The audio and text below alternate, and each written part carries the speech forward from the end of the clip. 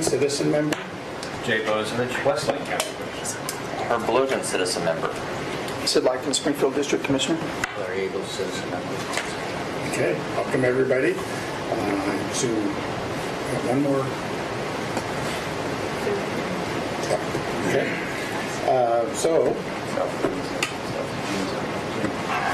First order of business is committee business. Is there any committee business? We just have agendas that we have put on the table and those that we Okay. Any other comments, questions from the group? Okay. Did everybody get a chance? If you haven't, try to read today's Register Guard editorial page. Talks about some of the things we talked about last Tuesday in terms of the SRS money and housing. And, We'll try to find it online. I would say, yeah, good luck. It's not there. that's the kind of publicity that does the organization well. And then if you ask for help with the website, I was looking for help with the website, page not found. Change your website. Yeah. Growing pains. From 150-year-old newspaper. Okay. Clicker power, clicker authority. Mr. Dingle, we are ready for you.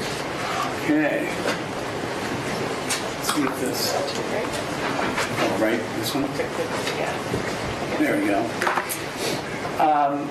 Here's the, it's like says the department overview. The one change that has occurred this year is that we brought workers' compensation back within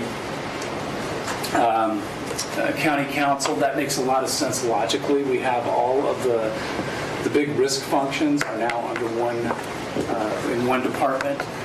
And it also, there's a number of legal questions that come up with workers' compensation, so that makes sense. And then the other thing is, it allows us to provide administrative support to the workers' compensation administrator.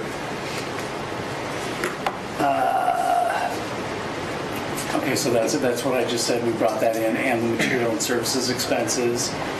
I think this is not news to anybody. We're 100% general fund. But we are also, we are funded partially by the way that comes about are these indirect revenues. I wanted to point out the $500 because that's a little bit deceptive. We, some time ago, instituted, because the county had not been taking advantage of it, a return to work program where employees who are injured on the job, if we find them a modified duty following some certain rules, and they return to full employment, the state reimburses us for a certain amount of those wages. But it's like 40%, 45%, something like that. I think it's 45%.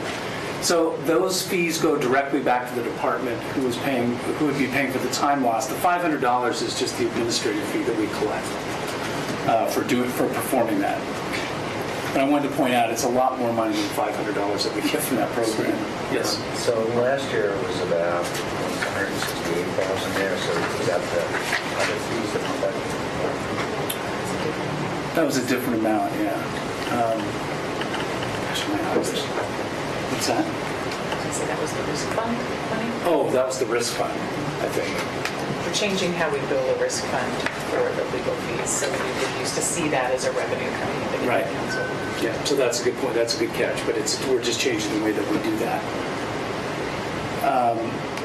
Gosh, if I say I can't see this, I just found out yesterday that I have a cataract in my right eye, so that's why I can't see anything. You can see that our expenditures have remained relatively the same year to year. Obviously, there's going to be a few more with having KENA, the workers' comp program, underneath within our division. We've done not only the partnerships with these groups, but I also count our partnerships with certain professional organizations that we belong to because they've turned out to be huge time savers for us. So what am I talking about? We have a large part of our work is labor relations work. So we are partnered with the Oregon Public Employers Labor Relations Association, or PELRA, and the national organization, NPELRA. And what that allows us to do is essentially take advantage of the experience of people across the state of Oregon, because we have our own unique public employment laws, but also across the United States when we have bigger issues. And I can tell you that it has been it's saved us a huge amount of time. Literally get on a listserv, you send out a question, and you get a response back. By the same token, there's a Risk Managers Association, PRIMA, and an Oregon PRIMA. They're public employee risk managers. Ms. Lacey, the risk manager, uses that the same way. We use that to, when we're presented with new circumstances and we're trying to assess the risk. We're sitting here never having dealt with that program, so we really don't have an idea of what the risk is, what the potential claims are. She can send that out over a national and a statewide listserv, and we get responses back from folks who tell us, hey, we've had this kind of claim, or we've had this program for X number of years and have never had a claim. So it really does help us more accurately assess the risk that a particular program presents.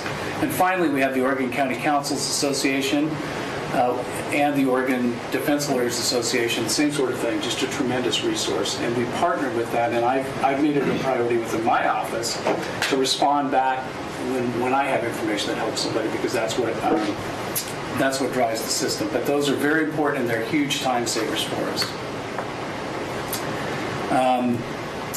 These are the same things that we do over and over again. I would say that we have, the one thing that perhaps is a little bit different this year is we have really stepped up aggressively seeking subrogation and third-party claims against our workers' comp claims. So what does that mean? That means that we always have to pay for the employee if they're injured on the job.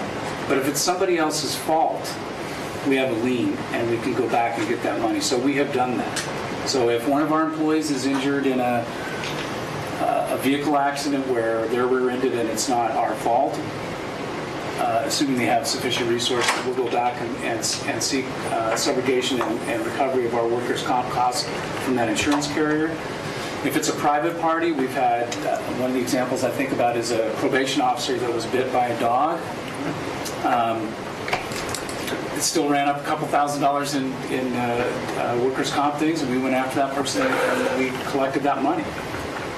That person just came in and wrote the check to us. So it's a small amount of money, but the one thing I would say is that we don't think any amount of money is too small to try and collect. Yeah. Don't you always have done that? I don't think, not before I got here. I don't think it was aggressively done. It's a little bit like, it's how serious you take these programs. And again, I think there was a time when the county had a lot of money that some of the amounts of money that I'm talking about were viewed as not really worth going after. But what we found is these, and I don't think it's a small amount of money, but these 1,500s, these 5,000, getting 45% of the time lost back from somebody who's off work for 3 or 4 days. You put all those things together, and pretty soon you're at an FTE somewhere.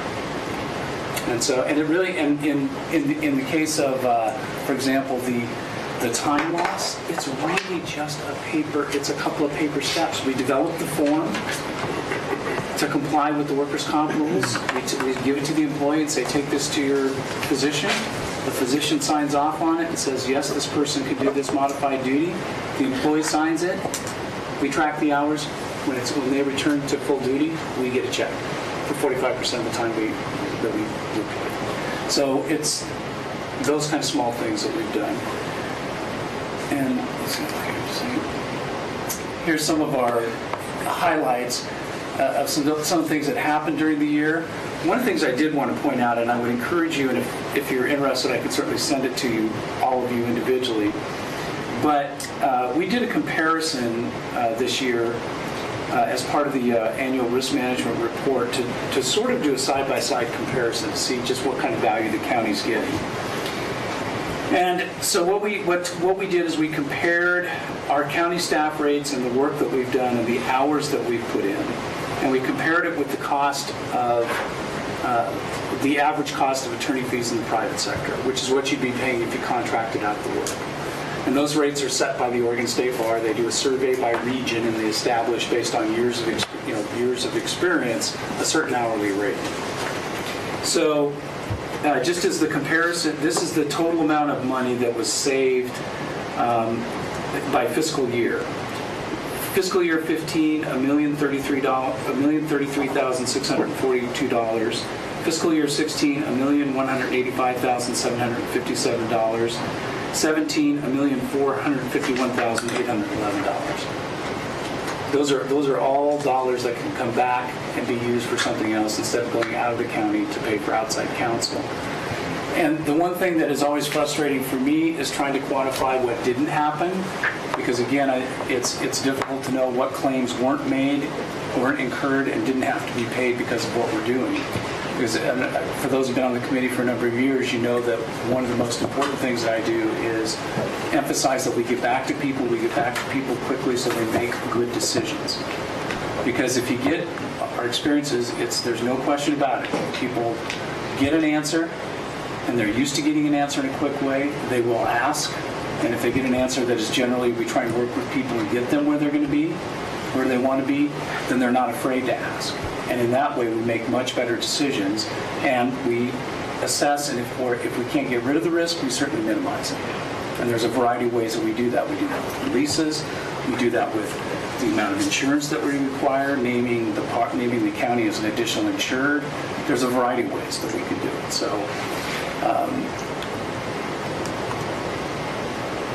and like everybody else, there are times, and we're going through one of these right now. I'm just now fully staffed, and even then, it just depends on what's going on. For example, if we have right now, we're doing a number of land use records, and the land use practice is really high, which makes that lawyer almost exclusively focus on that, and sometimes we have to sort of prioritize. So that's really the only challenge that we face.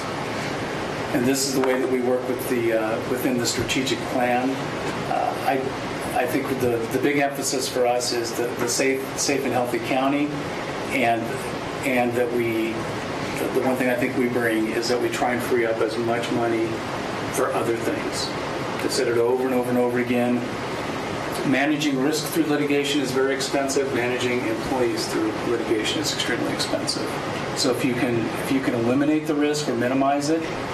Same thing with the employee, which we do through training, which we do through, as I said, having people come talk to us beforehand, working out releases, working out agreements. That's all money that can go somewhere else. It doesn't have to be. And the other thing is, remember, it's not just the money that's spent.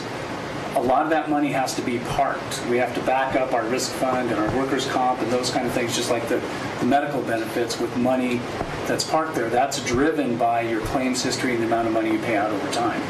The more you minimize risk, the fewer payments you make, the lower the amount of money that you have to keep in reserve, and the more money that's available for something else. That's more productive. Although there's nothing more productive than a good lawyer. So says the lawyer. So says the lawyer. Right? Or harmful than a bad one. Well, not going to go there. But if you're interested, just let the staff know, and I'll be more than happy to send each one of you an individual copy of that risk management report, because quite frankly, I'm really proud of it. And if you look at this, you see, and that was one of the things that we changed. In 2012, when I got here, there was a lot of money that was being paid on outside counsel, and all of that work has been brought back inside now and is handled within the office. And I would also tell you that I'm very proud of the fact that it is the new model. The City of Eugene followed suit and did just what we did, and now the City of Springfield is considering doing the same thing, because they are realizing the same benefit, which is once you reach a certain size as an organization, it's more cost effective to bring those legal services in-house than it is to contract. Questions? I was told to talk fast to leave a lot of time for lots of questions. I have one. Can you go back to, I think, your second slide? You assume that's the left arrow?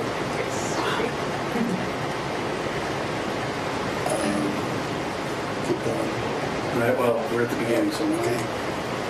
It's one where it had the first one with the 3 bullet points. Oh, yeah.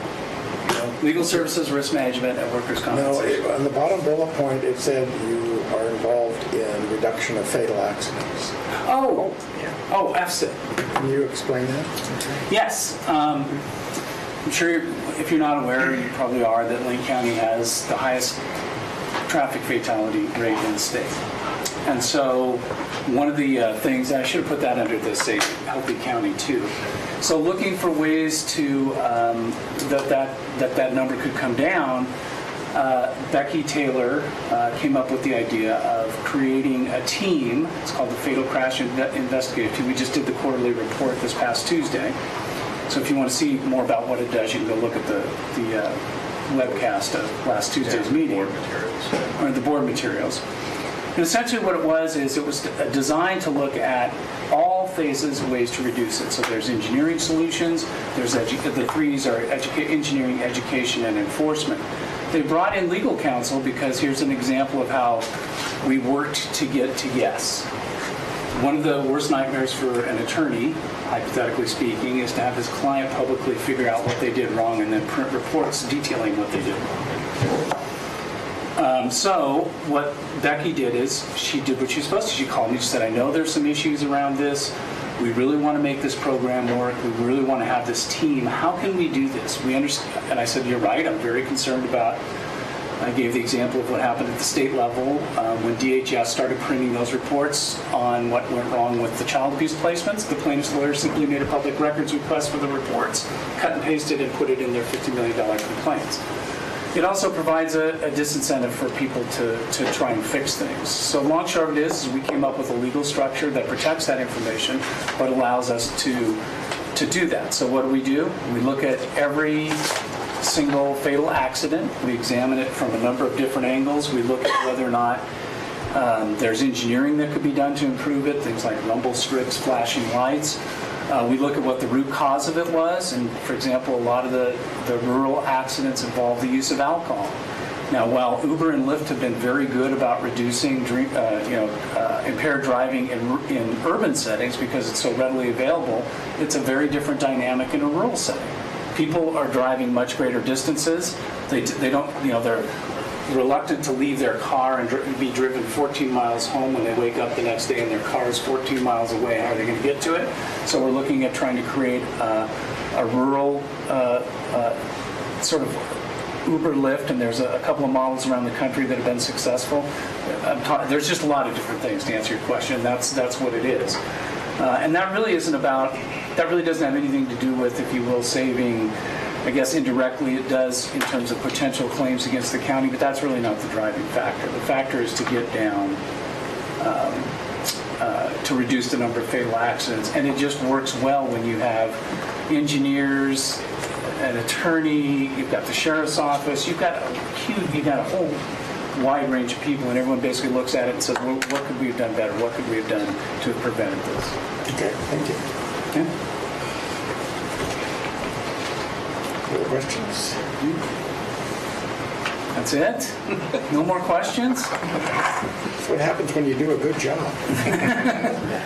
And like I said, just let staff know if you want a copy of that risk report or the annual risk report. I'll be happy to send it to each one of you.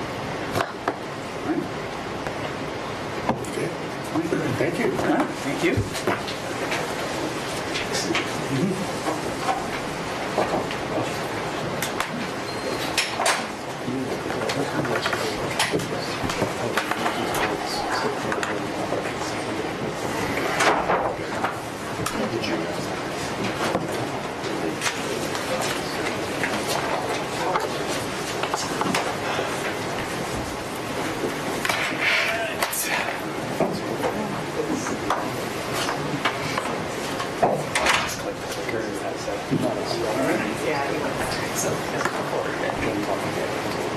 Mr. Finch, welcome.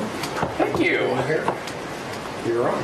All right, here we are. Okay, go ahead and kick off. So good afternoon, Chair Hedgemans and members of the Budget Committee. My name is Mike Finch. I'm the Chief Information Officer and Director of Technology Services for Lane County. I'm here to present our budget to you. So, Before we start, could you introduce Oh, yes, absolutely. So I have some members of the Technology Services Management team with me today. Would you guys like to? Chelsea Hollingsworth, admin. Michael Harmon, Regional Radio. Kate Youngblood, PMO. Lauren Black, Enterprise Applications. Project Management Office. Okay. All right. I hate acronyms. Yes. Possible our security manager may join us, but we'll see. So yeah, they represent some of the 9 divisions that make up technology services. So you can see the breakout here. I have a few slides to talk about each of these divisions, so we'll go through them as we go through the presentation.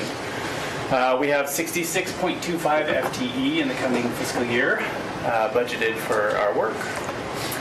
And current year challenges, so we had some regional service changes this year. We added a service for regional video storage and then had a service change on patching. City of Eugene wanted to take advantage of a new tool suite they had and took on patching for themselves. Fairly typical shifts in service, but it did change the makeup there. We had labor and M&S cost increases this year, which is probably a consistent theme you'll hear about. And we merged our business applications and GIS divisions. Although they're still separated in the budget, they're under one manager, so I'll be talking about them kind of together. We aligned them because they have some similarities. So, and telecom system replacement project had some changes this year, and I'll be talking a little bit about that project as well. Our budget is comprised of 2 funds. Fund 654, which is our operations fund, so that's where all of our staff and services reside, and then Fund 653, which is more of a reserve fund. And coming in the room is Kim Morgan, our security manager, and Cheryl Reedy, who is our technology infrastructure services manager. Welcome. And so Fund 653 is the reserves for replacing technology that we know is going to need replacement in the coming years. PCs, switches, servers, licenses, those kinds of things. For our resources, we have a few formulas where we are charging back the departments for our services. Countywide indirect is the fundamental one for those enterprise-wide services such as help desk and your enterprise applications and such. We use a formula of FTE and workstation as the method of distributing those costs across the county.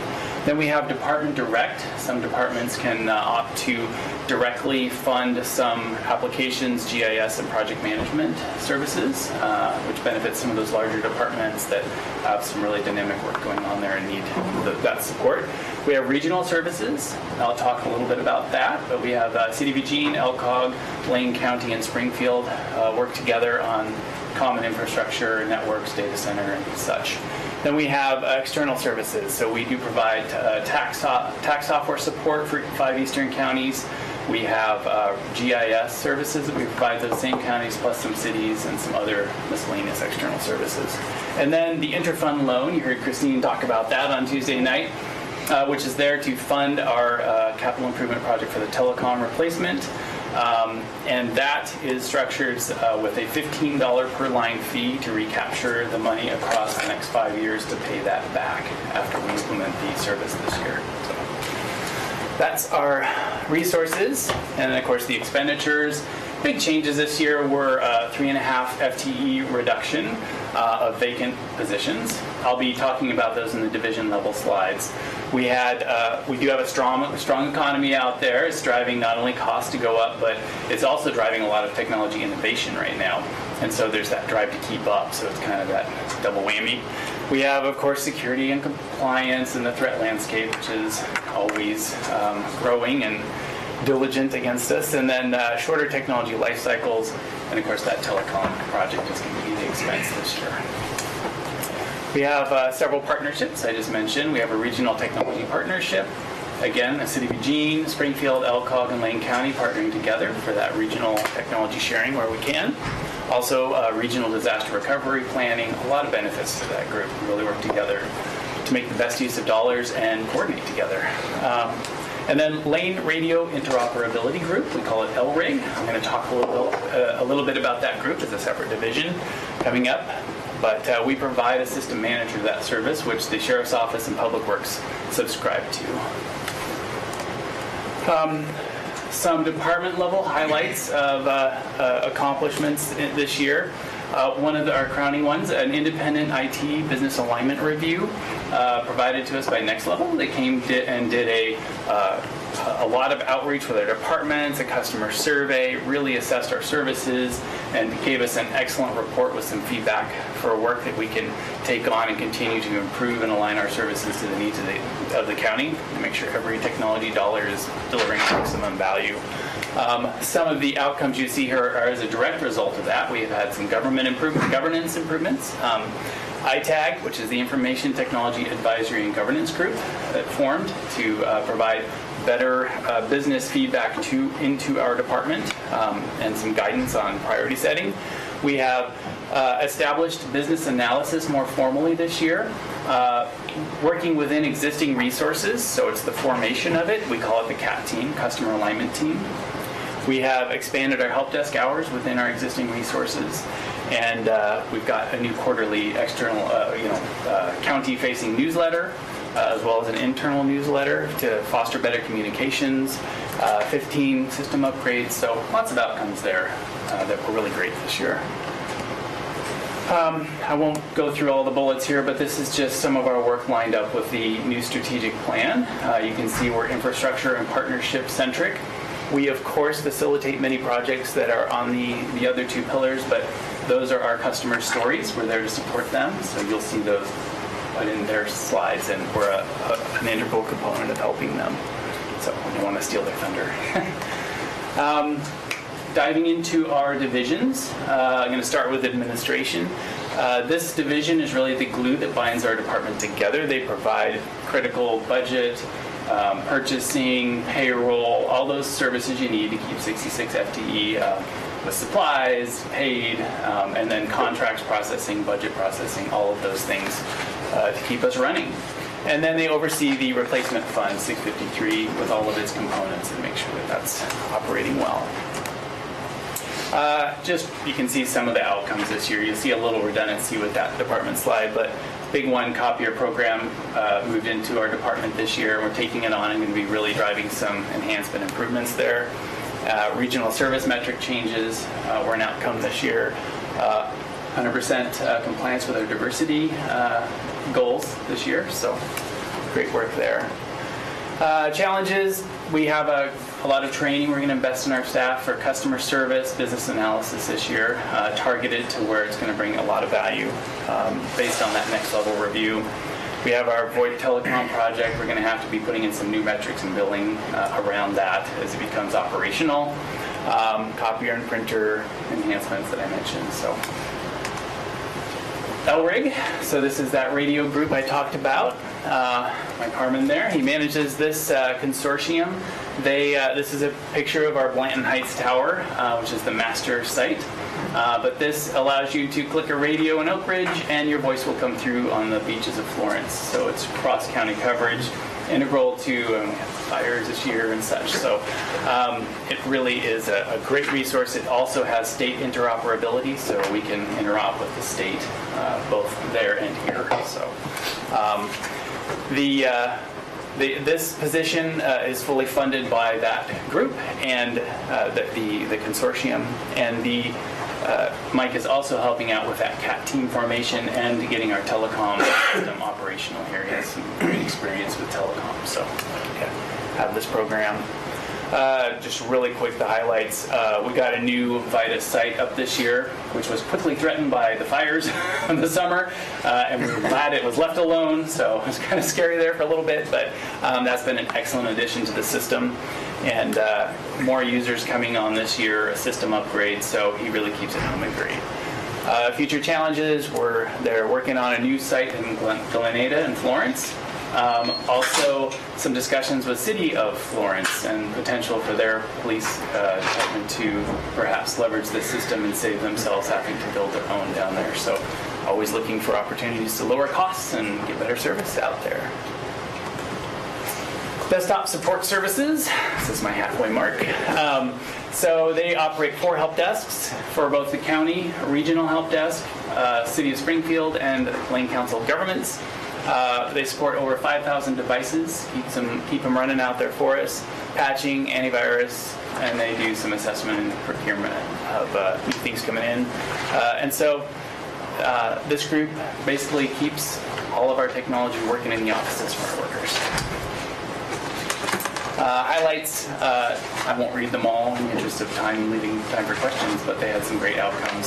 Self-service password resets is a really recent one. 100 people signed up in the first day, so they're always putting out great new self-service features.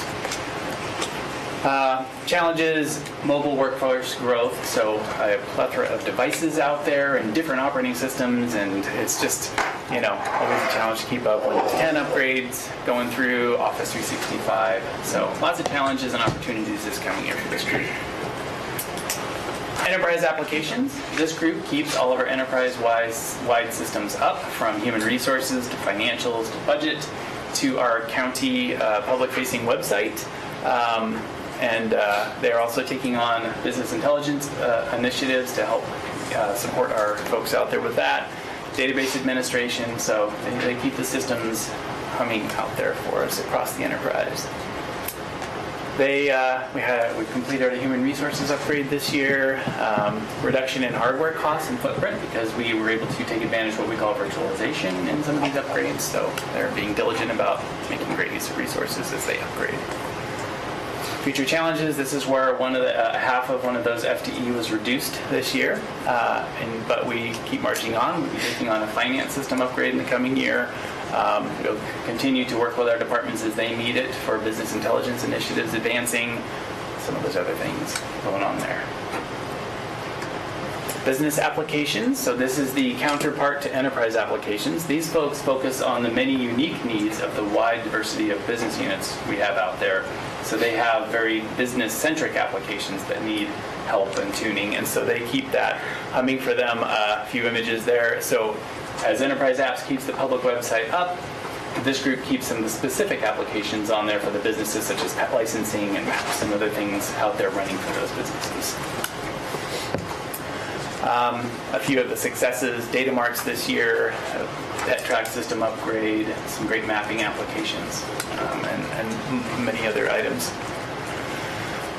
Future challenges. One of the challenges we have, this is a direct funded group, both externally and internally, and whenever you have direct funded positions, there's that year-to-year volatility in what people may need, and so it's we have to create a stable workforce area, yet make sure we're positioning those resources where they're needed. So it's a lot of work with folks to make sure, as needs drop off in one department, assessing the needs in another. And so that's one of the challenges we often face. This one did take a 1 FTE reduction in staff from reduced external needs, and a 1 FTE reduction for a management team reduction. So that's where 2 of those FTE. One was a management team by combining these together, and one was a programmer from external funding reduction.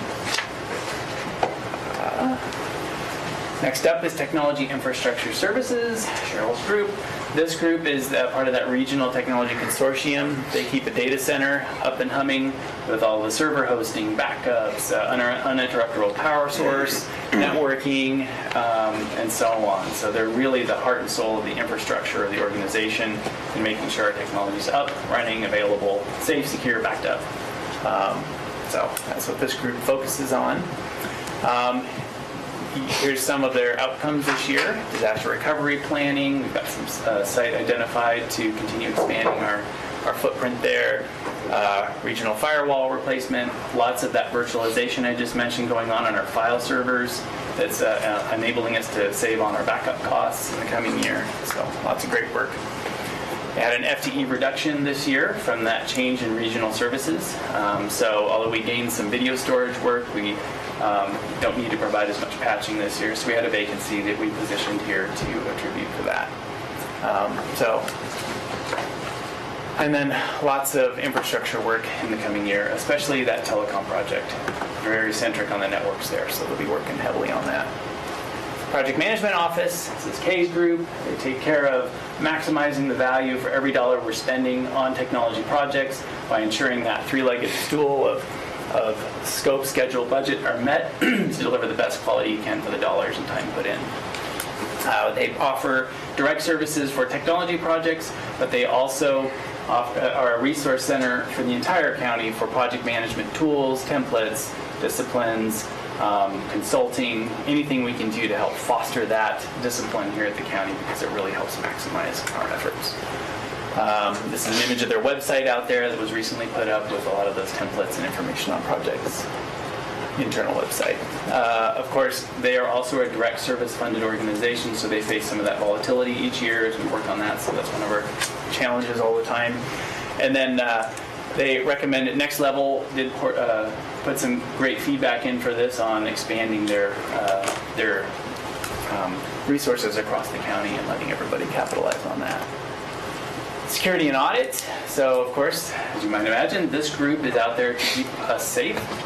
Policies put in place, always watching the threat landscape, reading on the compliance, making sure, working with the departments so that we're helping them meet their needs.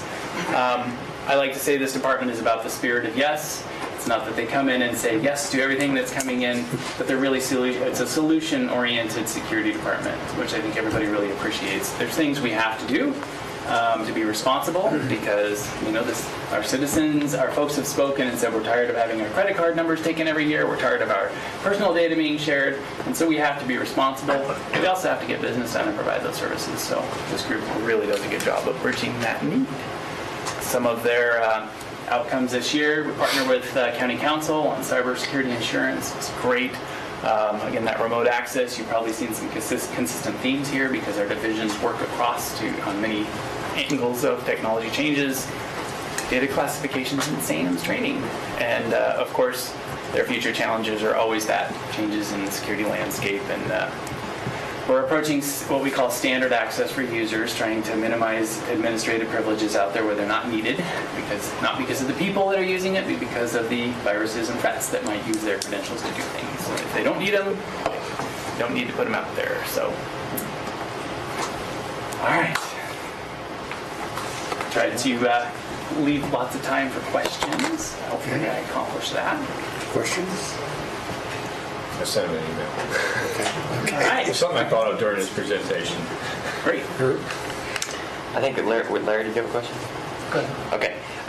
Real quick, so you've kind of got security and audit blended together. Can you give us, just in general terms, kind of the breakdown of the amount of time that's spent with hardcore security compared to compliance and audit functions inside of that unit? So, right now, I would say this division straddles some operational components, because it is physical access, and they're working with customers to actually do work on that. And also operations as far as assigning groups and levels. And maybe that's what you mean by that hardcore security. Well, I mean security activities. So did I see 4 FTE? Yes. And so so actually, a quick description of what you do for audit function in that unit. So audit functions, we have a tool called Varonis. We also, that we use for auditing file access, and one of the outcomes you saw that was data typing. So this tool will go out and type data out there and look for data that may be HIPAA related or PCI related. So we're employing tools to help us go out and audit the landscape out there. We have data. Policy work, I know Kim has been working hard on mobile device management policies. So it's a focus on policy, a focus on tools to help us automate those tasks. But right now there is an operational component in there of doing work. While we'll always keep physical access there, we are looking at distributing the operational components over to the desktop group, so that this group can have more time to focus on the architecture of our roles, of our permission lists, and really spend more time auditing the operations that are being performed in that division. Now, they do partner with Lisa Nichols and Health and Human Services, with John Hill and the Sheriff's Office, to help them with their audits.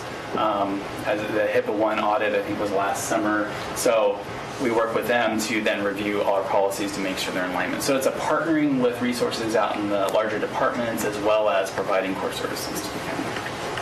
That answer your question? A little bit. So then to nail down kind of, so obviously the requirements and the needs for IT-related security are growing dramatically. And but in the budget, the FTE is stable year to year? Is that correct? Was it 4? Yeah, so when I started in this role in 2014, we didn't have this division established. We had some operational components, but we worked together and repositioned an FTE to take on this and form the division. So we've been evolving this division across the last several years because it is such an important area of technology. And so I would say they continue to evolve. They got their SANS training this year completed. Kim completed some certifications in security. So they continue to evolve and grow into a more formal discipline as they move forward. But it is remains stable. Do you think you're getting enough support in that area to be able to meet the need? We get great support from compliance-centric departments. So we have Robert Tintle for PCI and Finance. We have Lisa Nichols in Health and Human Services for HIPAA. And again, Johnny Hill in the Sheriff's Office for CJIS. Those are our 3 main compliance areas. And so we get great support from the departments, and I think it's a great partnership, so they work together. So as far as staffing and financial resources? I would say that the county has been supportive of their work. It has never been a threatened division, if that's what you mean. So let's put this in a simple term. Do you think we're holding steady with the increase in need for security or falling behind? I would say there's always an increased need for security. I wouldn't say we're falling behind like we were, but it is always a struggle to keep up. I think you could always pour more resources into security, but we really try to take a balanced approach, because there's risks all across the county. So we do the best we can with the resources we have. Okay. So I would say there's good support for it. We're maximizing the dollars to put into it. Could always look for more, but you got to balance that with the doing, with the protecting, and I think we do a good job of balancing that. Okay. Thank you. Yeah. Larry? Mike, so looking at your budget, materials and services are down quite a bit from last year, and I think the big one is radio communication supplies and services. It was $1.6 million last year, but it's $0 this year, so you must be doing something good. Some of that may have been some of the capital movements for the telecom project.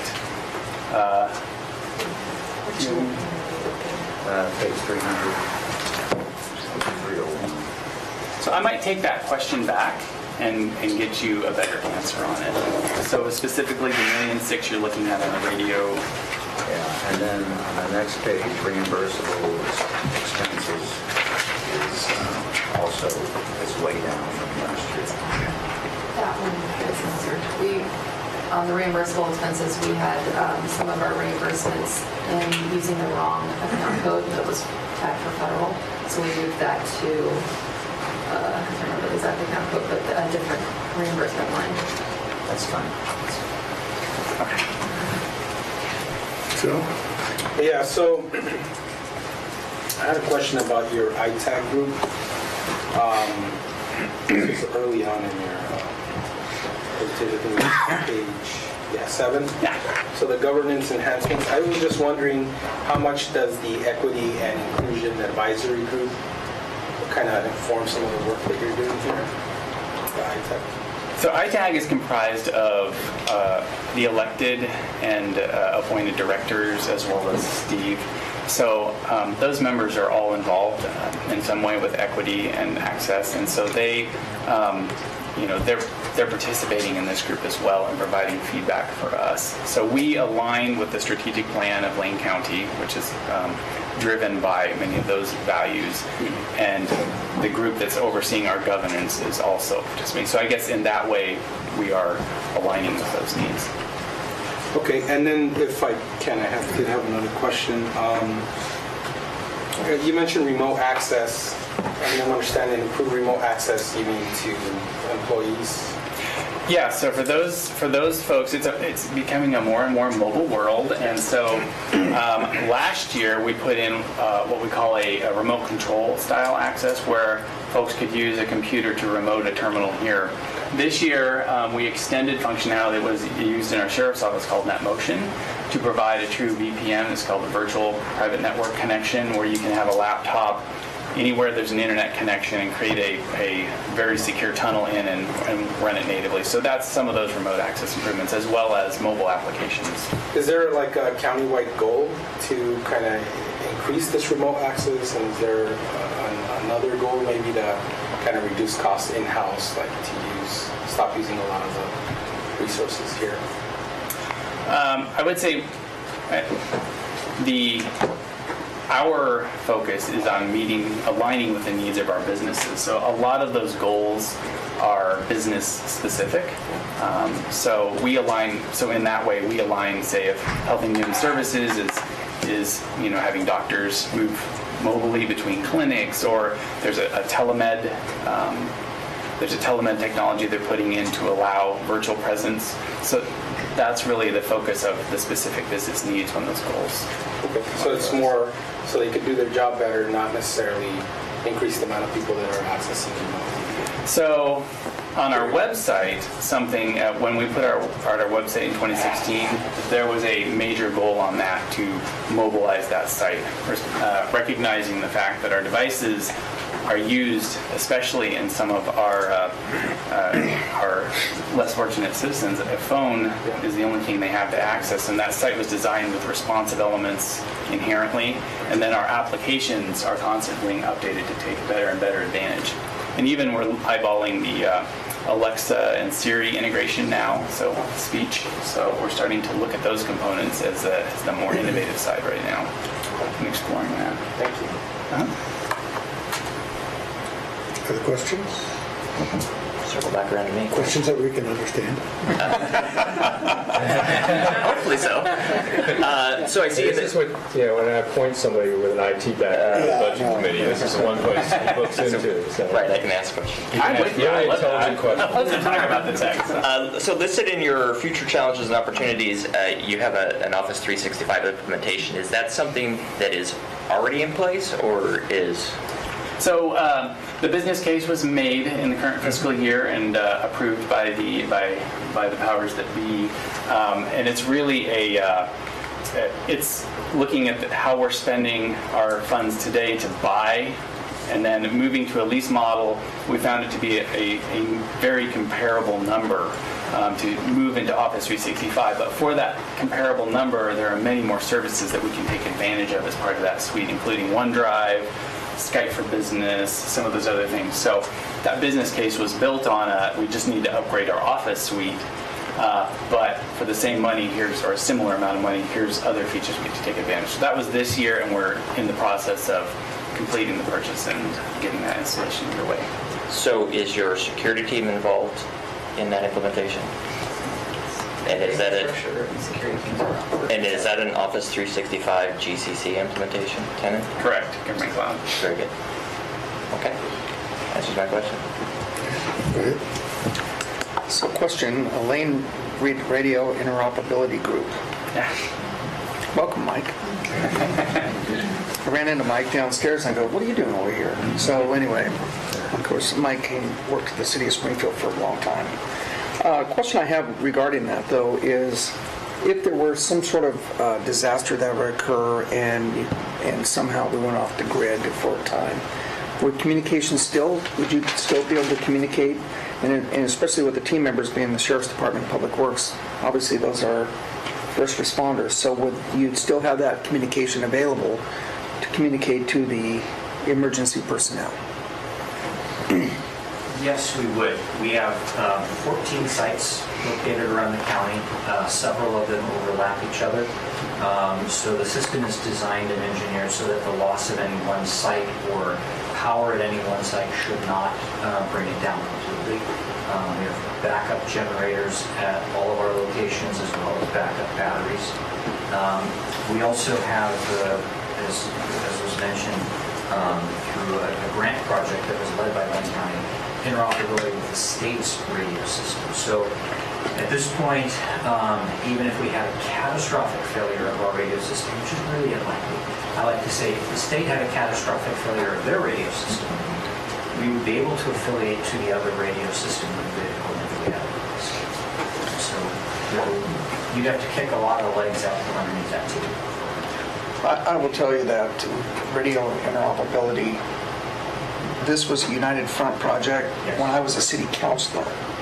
That's how long ago that was, and we were talking about this for years. So seeing this where we are, seeing this as part of this is really, because when you mentioned being able to communicate from Oak Ridge to Florence, I mean, that was always a big challenge for the sheriff's department in particular, that if there was an emergency out, that they would be, we're about, a quarter of a mile away from each other, we can't even communicate because of what's going on in the mountains. So I just want to say this is really great. I'm just really very appreciative because this is something we've been talking about for so long.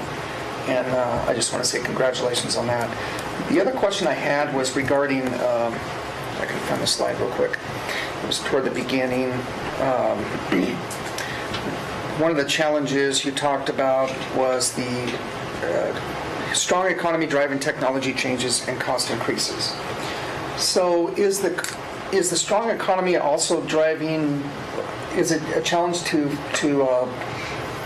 locate talent, I guess, is because there is a significant emphasis on the sector strategy piece, high tech is, and we're seeing a really budding, growing high tech industry here locally. So is that becoming a challenge as well, not just in the cost, but the talent, and to recruit talent to come to Lane County, understanding that this could be a long-term, really great career if folks want to be involved?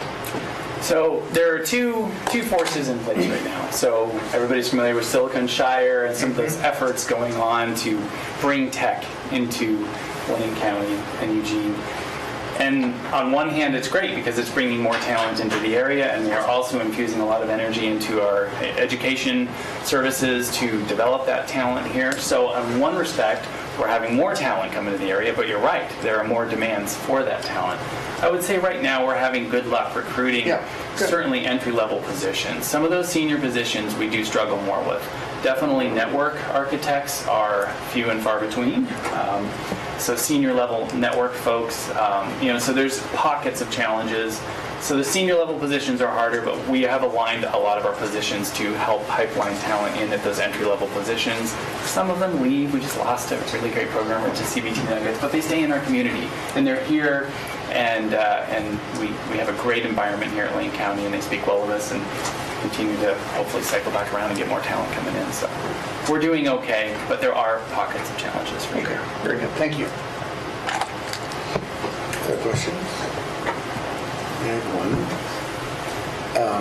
Voter fraud, is that involve you, or is that all the voting folks that deal with that? It's primarily elections. Cheryl definitely handles that. We partner with them for any kind of assistance we can offer them, but their systems are state systems, OCDR, and so they have they do excellent work over there on their controls.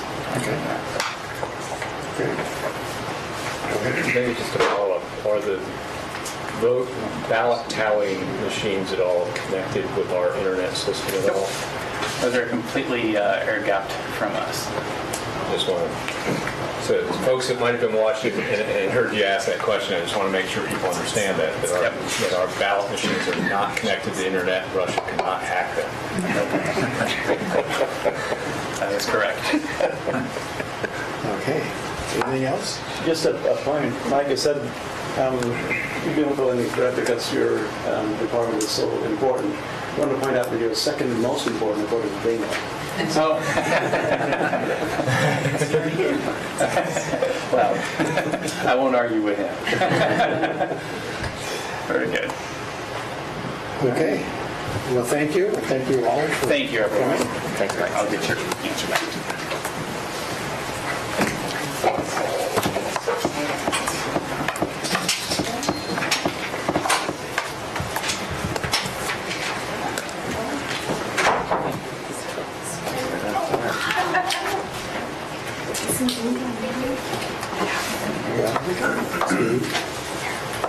Steve, next year you're going to get an evaluation on these classes. You spent too much time, gave us too much time for questions. Right. Yeah.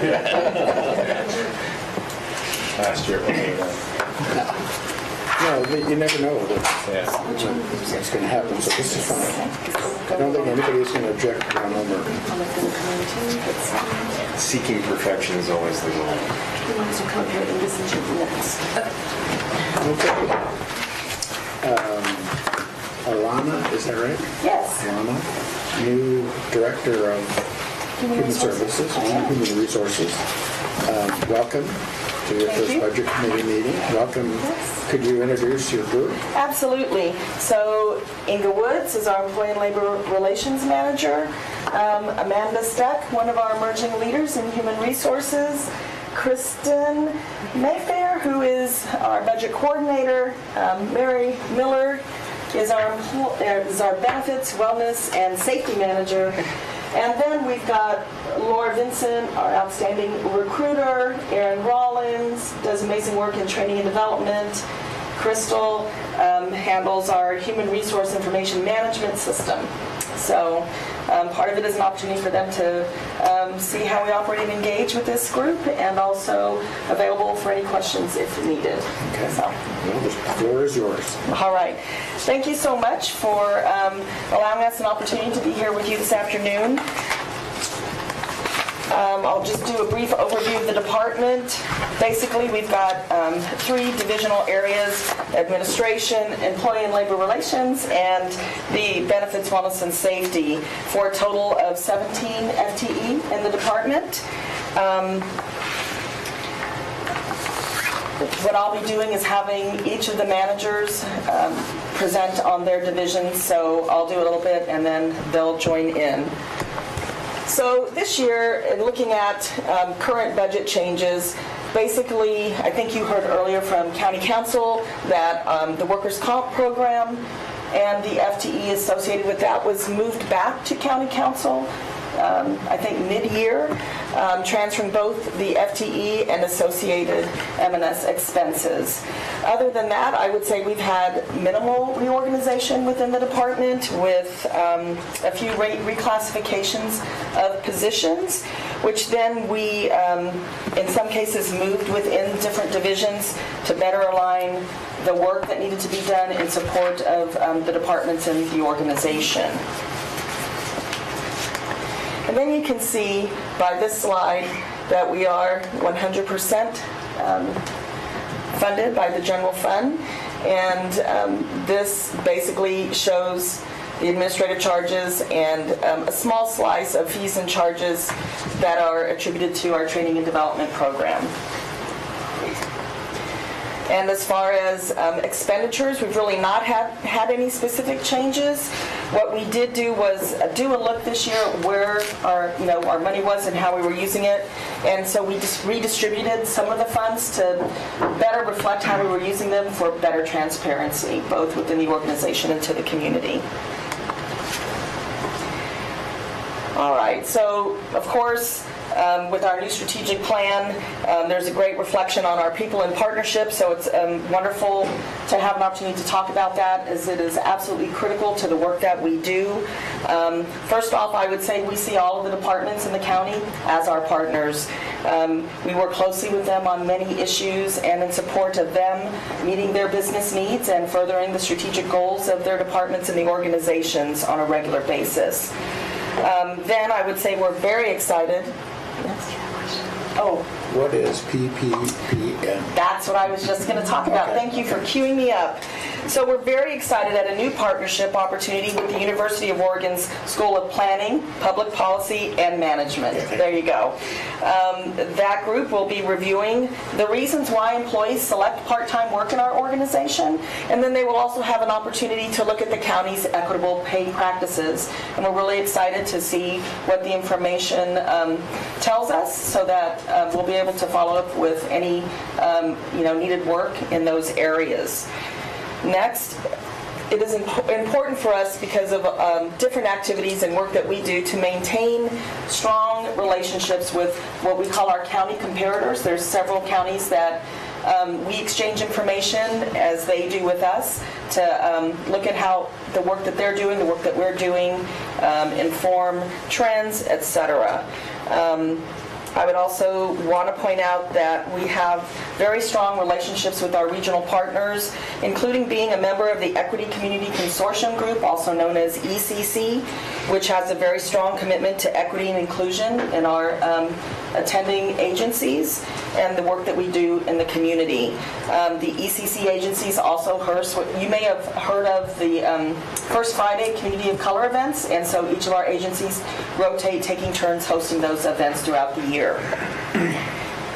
Next, I would just point out our active participation with national and local professional organizations in our field. Many on our team are active in leadership roles on boards, committees, advisory committees, etc. Also, we are very connected to those groups by the certifications that we maintain in our professional field.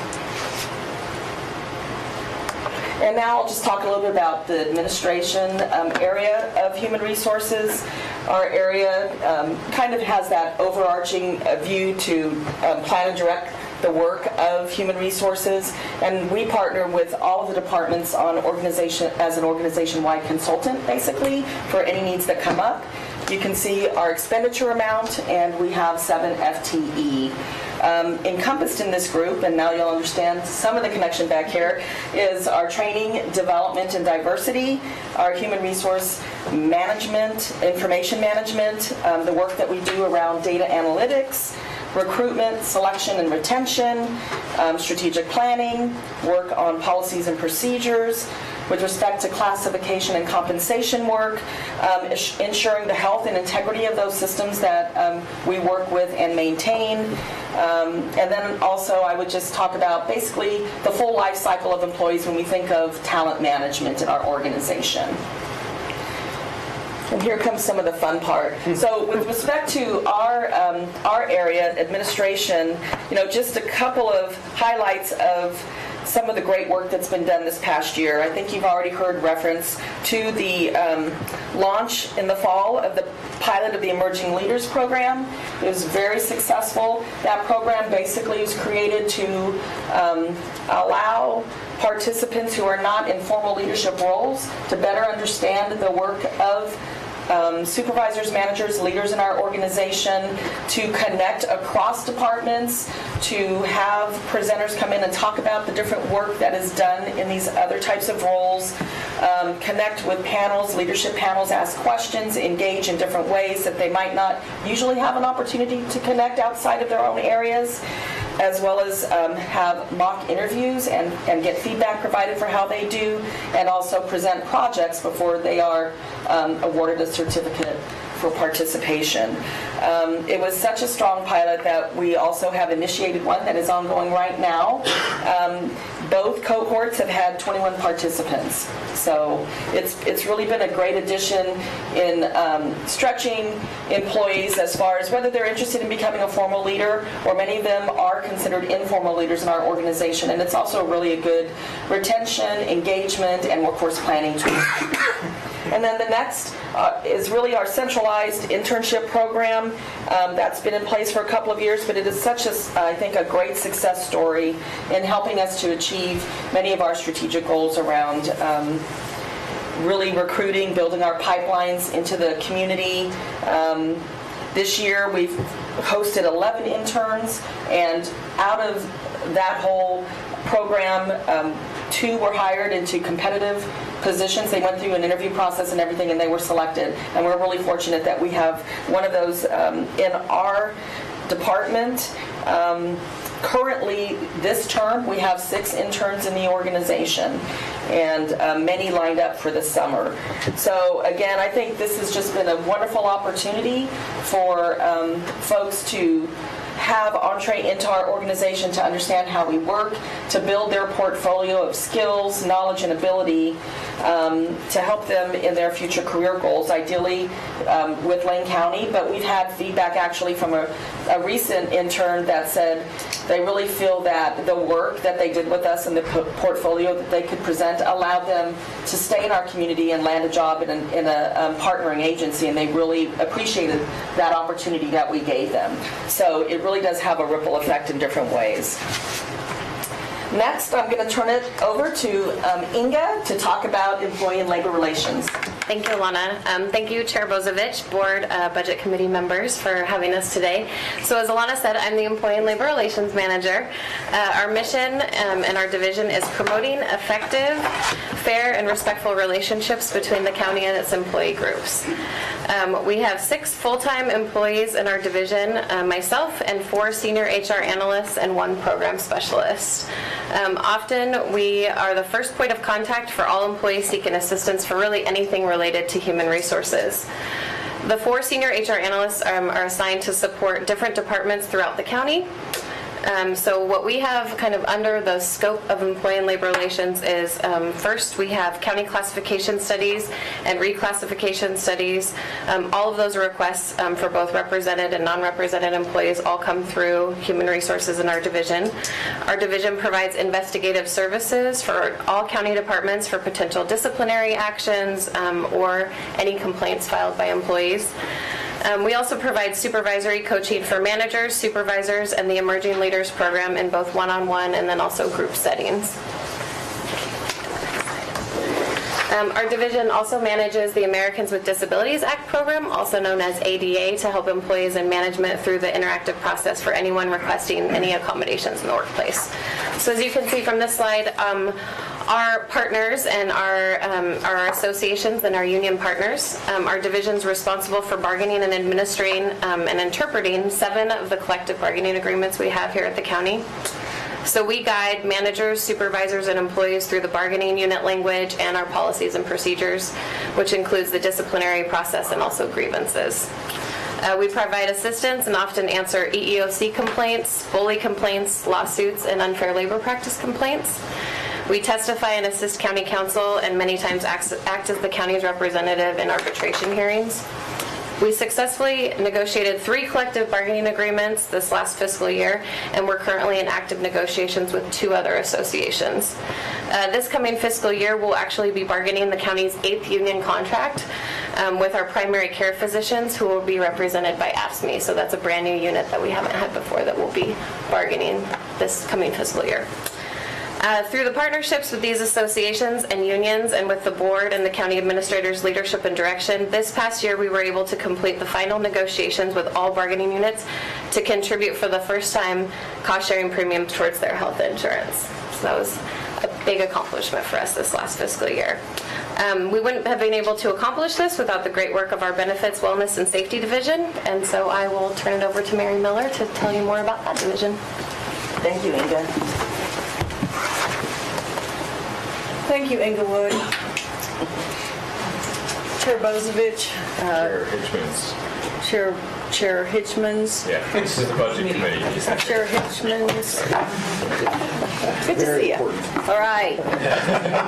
Commissioners, committee members, we appreciate the opportunity to present the Benefits, Wellness, and Safety Division of Human Resources. We'd also like to acknowledge the critical role of your leadership and guidance on the programs that we are able to implement to improve lives. So as you can see by the slide, that our mission is to provide opportunities and reduce obstacles to workplace wellness and safety.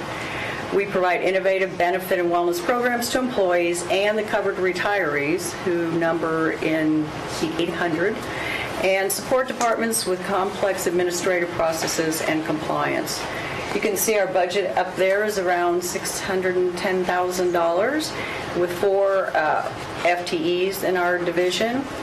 It's important for me to point out, too, though, that this team also manages programs and expenses in 2 other funds. One is 614, which is the Employee Benefit Fund, which is an $84 million fund. Also, Fund 714, which is the Retiree Benefit Trust, that has a fund balance of nearly $14 million. All right, so we have lots and lots of partners. You probably recognize some of these logos up here. This team does the vendor management. We look at the contracts, the day-to-day administration, any RFPs if we need to change, and then bringing in new vendors as needed. So as we go around, let's start counterclockwise. We have Marathon Health, They run the LiveWell Center for us, and they manage many of our wellness programs at our direction. We contracted with them in 2015, opened the LiveWell Center in 2016. I know Steve's already given you some great data on the LiveWell Center in the budget message, but kind of some important points are 50% of our employees are participating at the LiveWell Center, and 64% of our employees have been screened through the health risk assessments. That's as of the end of year 2 with the LiveWell Center. We also have Inova manages our EAP services. We have the Willamette Dental Group. About 51% of our employees are enrolled in that. Delta Dental has the other 49% of employees that have enrolled in the dental. We have TIAA. They came on board in 2015. They manage our 457 and our 401A. There's over $106 million in that fund at this point of employee dollars. Pacific Source manages our health plans. We went self-insured with them in 2015, and you've heard a lot of the good results of that movement. Effective July of this year, all the bargaining units will be contributing to the cost of this plan, so that was a major achievement by our HR team, and particularly employee and labor relations. Under the Pacific Source plan, we have 3,751 belly buttons covered. So there are a lot of Lane County residents that benefit from this benefit. Of those 3,751 belly buttons, 1,307 of those are employees. So you can see how many other folks we are covering under our health plan. And then at the bottom, you'll see the Hartford. They're our newest vendor. They started with us Tuesday. And they are managing our leaves and they also provide the life insurance, the long-term disability insurance, and the voluntary plans. And this is an exciting new start with us with the Hartford. So much good stuff. These are just a couple of shots of wellness and LiveWell Center activities. At the top left, you'll see Eva Schmidt, who's our clinic director, and Sarah Burris. They're teaching a healthy cooking class at our Delta Clinic. They have a great kitchen in there, so there were actually people that were watching that from that clinic, including Dr. Kincaid joined us.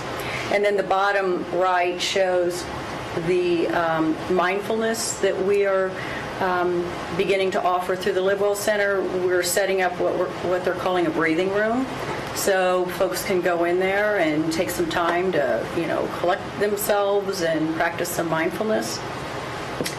We did have them in last week. The marathon came in and did a great review, the year 2 review. After the 2-year gross savings that we've seen from the LiveWell Center are $2.8 million. The ROI after the second year was $2.1 for every dollar spent. So we are seeing this as a success that we will continue to improve. Another thing Steve mentioned was that we will be putting a behavioral health counselor into the LiveWell Center just because we've seen the need and the demand for that. And that hopefully we'll have somebody in place around July. Thank you, Mary. Okay. So just being mindful to give you all a few minutes to ask questions.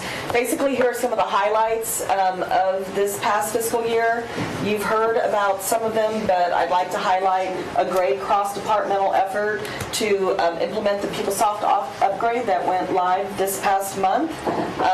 We've had almost 60,000 training hours recorded in LEAP, which is our online learning management system. Let's see, 165 successful recruitments, including 2 department heads and our new performance auditor here at the county.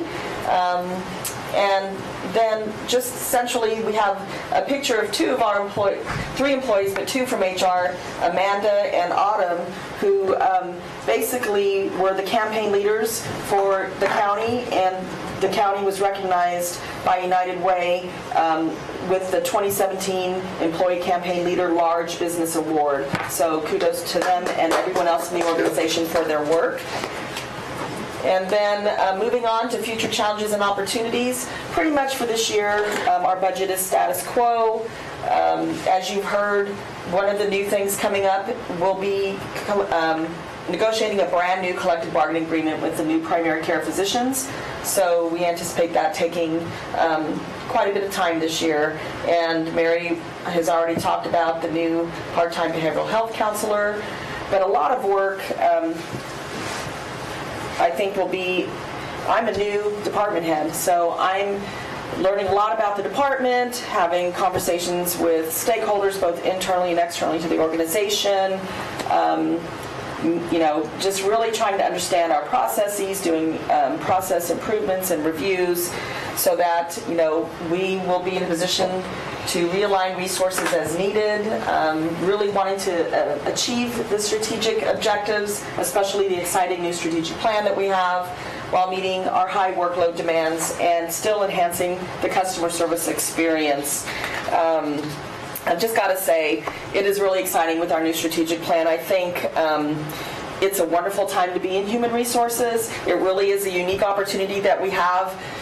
All of the employees I'm very fortunate to have on our team are very passionate to serve and do the work that they do, being connected to the vision and the culture of the organization. So we're very excited about what our future challenges and opportunities are this next fiscal year. And I've listed some of the areas that we connect across the entire strategic plan, but I recognize that we are running short on time. So I will end there and open up for questions. Commissioner Fowler. Thank you, Mr. Chair. Alana, you say it's a wonderful time to be in human resources. Because of that, it's a wonderful time to be at Lane County. So Absolutely. thank you for the hard work you all do. It's amazing the strides that you've taken in the last, well, I can only count for 5 years, but certainly since I arrived in this building, it's amazing the work that's been done. I have a question. Behavioral health, we have a real strong focus throughout the county on behavioral health issues, including supportive housing and other things. And you mentioned that we're adding a behavioral health counselor at the Livewell Center. Would that be through LCBH or is that through the contractor? It's through Marathon. It is through Marathon. Okay. Okay. Then the question about behavioral health, it's difficult to find and place behavioral health counselors. Can you take 30 seconds to comment about that, about our recruiting efforts there? Not the Marathon one, that's separate. We can talk about that at a different venue. Because I know that in the jail, for instance, we have, 4 positions for behavioral health counselors in the jail. And I know we're having difficulty filling those positions, in part because the jail is a tough place to work. I have heard that, and what I would say is overall the climate for recruiting has become more challenging as the economy has greatly improved. People have more flexibility in choosing whether they want to remain where people might have hunkered down more because of the economy in the past. We have turnover due to demographics with an aging workforce and millennials and others coming in. So you talk about that in general in a recruiting system or structure, and then when you talk about the specialties, it's that much more stretched. And so, we're trying, there's those positions and others in the organization that we've had a little bit more difficulty in filling, and so we're trying to really work and partner with the departments on being creative to how we maybe do outreach in some different ways. Absolutely. That's a good general answer. Okay. It's one that I anticipated. I was focusing mainly on behavioral health specialists because, in no small part, because of the difficulty we're having at the jail. And I was very curious about, and I will remain curious about a contracted behavioral health specialist. Yes, so noted. Larry? So you say you're new. How long have you been? Not quite 5 months. Oh. So pretty new. So were you with Lane County before that? Actually, no. I most recently was at the City of Eugene for the last 10.5 years as the Human Resources Director there. So one question. You mentioned PPP&M doing a study on county equitable pay practices. Yes. Could you explain what that is a little bit? Sure. What I would start with is, the county strives to attract and retain a very diverse workforce, and I think has a very strong intent and value around ensuring that we are paying people appropriately for the work that they're doing. And so there's a lot of checks and balances that we already have in place when we recruit and hire people, and also the look that we do if we're classifying people, if they're promoting, transferring within the departments. But it's a great time to just have an outside view and a look at our systems and structures around pay, so that, sometimes having that different lens really helps us to assess what we're doing really well and if there are any gaps or anything that we need to be thinking about moving forward. And so it was a perfect time, since they were already doing the other study, to have them align and ask some questions and do some surveying and focus groups around this topic as well. It's also an interest of the Equity and Access Advisory Board, so we'll be able to, I think, really have a broad perspective given back from the UVO 3 p.m. program, allowing us to do some work and also be responsive to the Equity and Access Advisory Board. Does that help? Yeah? Okay. So you mentioned, and we've heard this data already, about the 50% of employees utilize the Live Well Center. That's great. Obviously the goal is 100%, but for this next year, where do you think y'all will be? What's the goal? The goal is 60%, and we think we'll reach that just because, as I mentioned before, effective July 1, all employees are contributing to the health plan. Well, they also have the opportunity to earn $20 credit if they do the Live Well credit, which includes a visit to the Live Well Center. So we have about 500 folks out there that haven't completed that yet, so there's a really good opportunity to get the rest of those in. Another thing we've done is we started doing the CDL physicals through the Live Well Center. So we have 100 plus employees that have CDLs through the county, and they either need an annual or biannual based on their health status right now. So they've begun going, and so that's really, word of mouth is doing a lot for us. And also, once people go in for their comprehensive health review and they realize, oh my gosh, it's a real clinic. Mm-hmm. It's not a corner of a existing facility. So we've got plans. And also, Marathon has performance metrics around participation. So they do outreach. As of Monday, it's 50% plus one, by the way. Hey! So just as a follow-up, so one thing is getting them there, but then also making sure that they walk away saying, hey, this is great idea. And it's not just the incentive of the money, but actually getting something out of it. And you kind of touched on that right now. Right. So I imagine there's some sort of employee survey that goes out. And what are the intervals? How often are they receiving this? Well, there is a survey goes out every time there's a point of service survey that goes out, and I have the results of that if you're interested. But in the end of the second year, it was 95% satisfaction. So they are very, cognizant that the care that they provide is a reflection on Lane County, but it's also determining the health of our workforce. Thank you. Mm-hmm. I would just like to state an observation.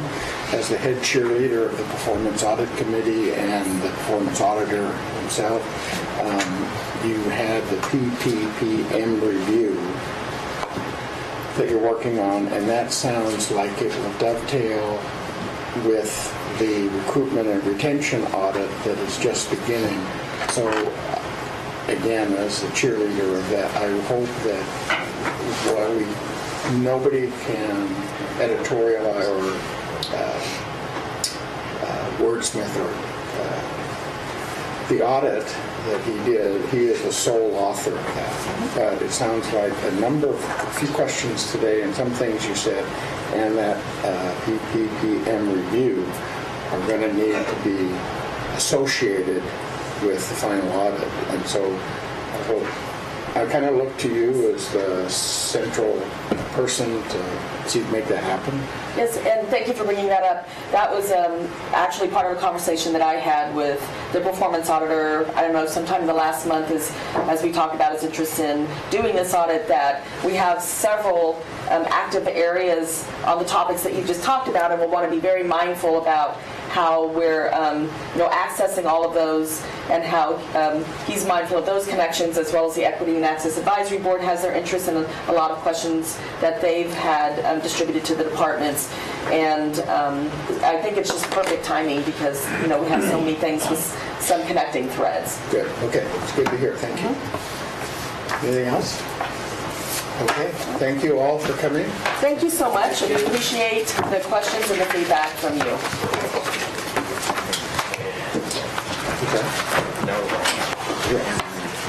Okay. And if Steve, if you would cut out the humor in your presentation, we could shorten that by like 20, 30 minutes. Which one are we talking about? The humor you're going to inject in your comments. Oh, this afternoon? Yeah, the hip. Oh, jeez, now the pressure is on. Okay, let's take a break until just before 3:35.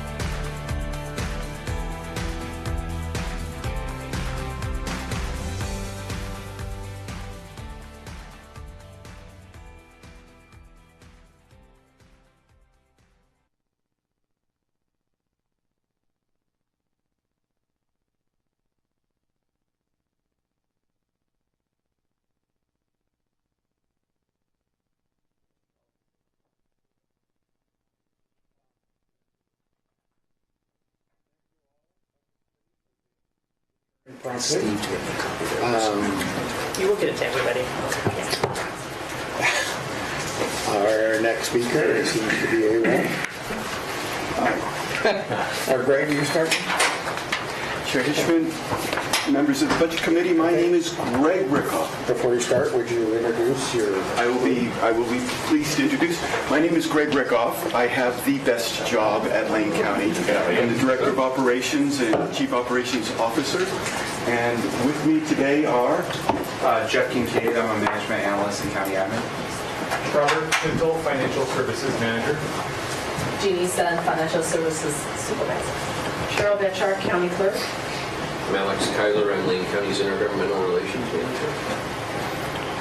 Devin Ashbridge, Public Information Officer. Sarah Means, the Community and Economic Development Manager. And Mo Young, the Equity and Access Coordinator. Okay. And do please note that the Budget Committee staff here in the room are members of the CAO as well. So I'm sure you've had a chance to introduce yourselves earlier in the day. All right, what am I supposed to do moving forward? I was going to do an introduction, but I was told that my humor was overwhelming, so I just cut that out. Well, that's too much. Very serious, and Greg is going to lead the discussion. The good news is I have a 90-minute stand-up routine. I'll start momentarily. With the department overview, please note that both the Board of County Commissioners and 2 out of their 3 employees, the individuals that are hired by the board, are within this unit. We do have the performance auditor, who you had a chance to hear from Tuesday night. We also have the organization's chief executive officer, the county administrator, Steve Mokrahysky. This includes county administration, within county administration, the Justice Court in Florence, Public Information Office, Budget and Finance, the Equity and Access Program, Community and Economic Development, and Intergovernmental Relations. Within the operations component of the portfolio, we have financial services, includes the mail and courier service, the warehouse. Within county clerk, we have elections, deeds and records, archives, and BOPTA, the Board of Property Tax Appeal. It also includes the capital construction function. It also includes parole and probation. And we won't be talking about parole and probation today because you'll have a chance to hear from them directly on Tuesday. As we look at the overall budget, we do have, this budget does reflect parole and probations, particularly as we talk about the special revenue fund. We have the Community Corrections Act, which is a significant portion of that. And again, the Community Corrections Fund and parole and probation is represented in this pie. We will be talking more about that on Tuesday. There are no significant changes in terms of our budget and revenue. And much to that point, I'm going to talk to you about the largest changes in CAO.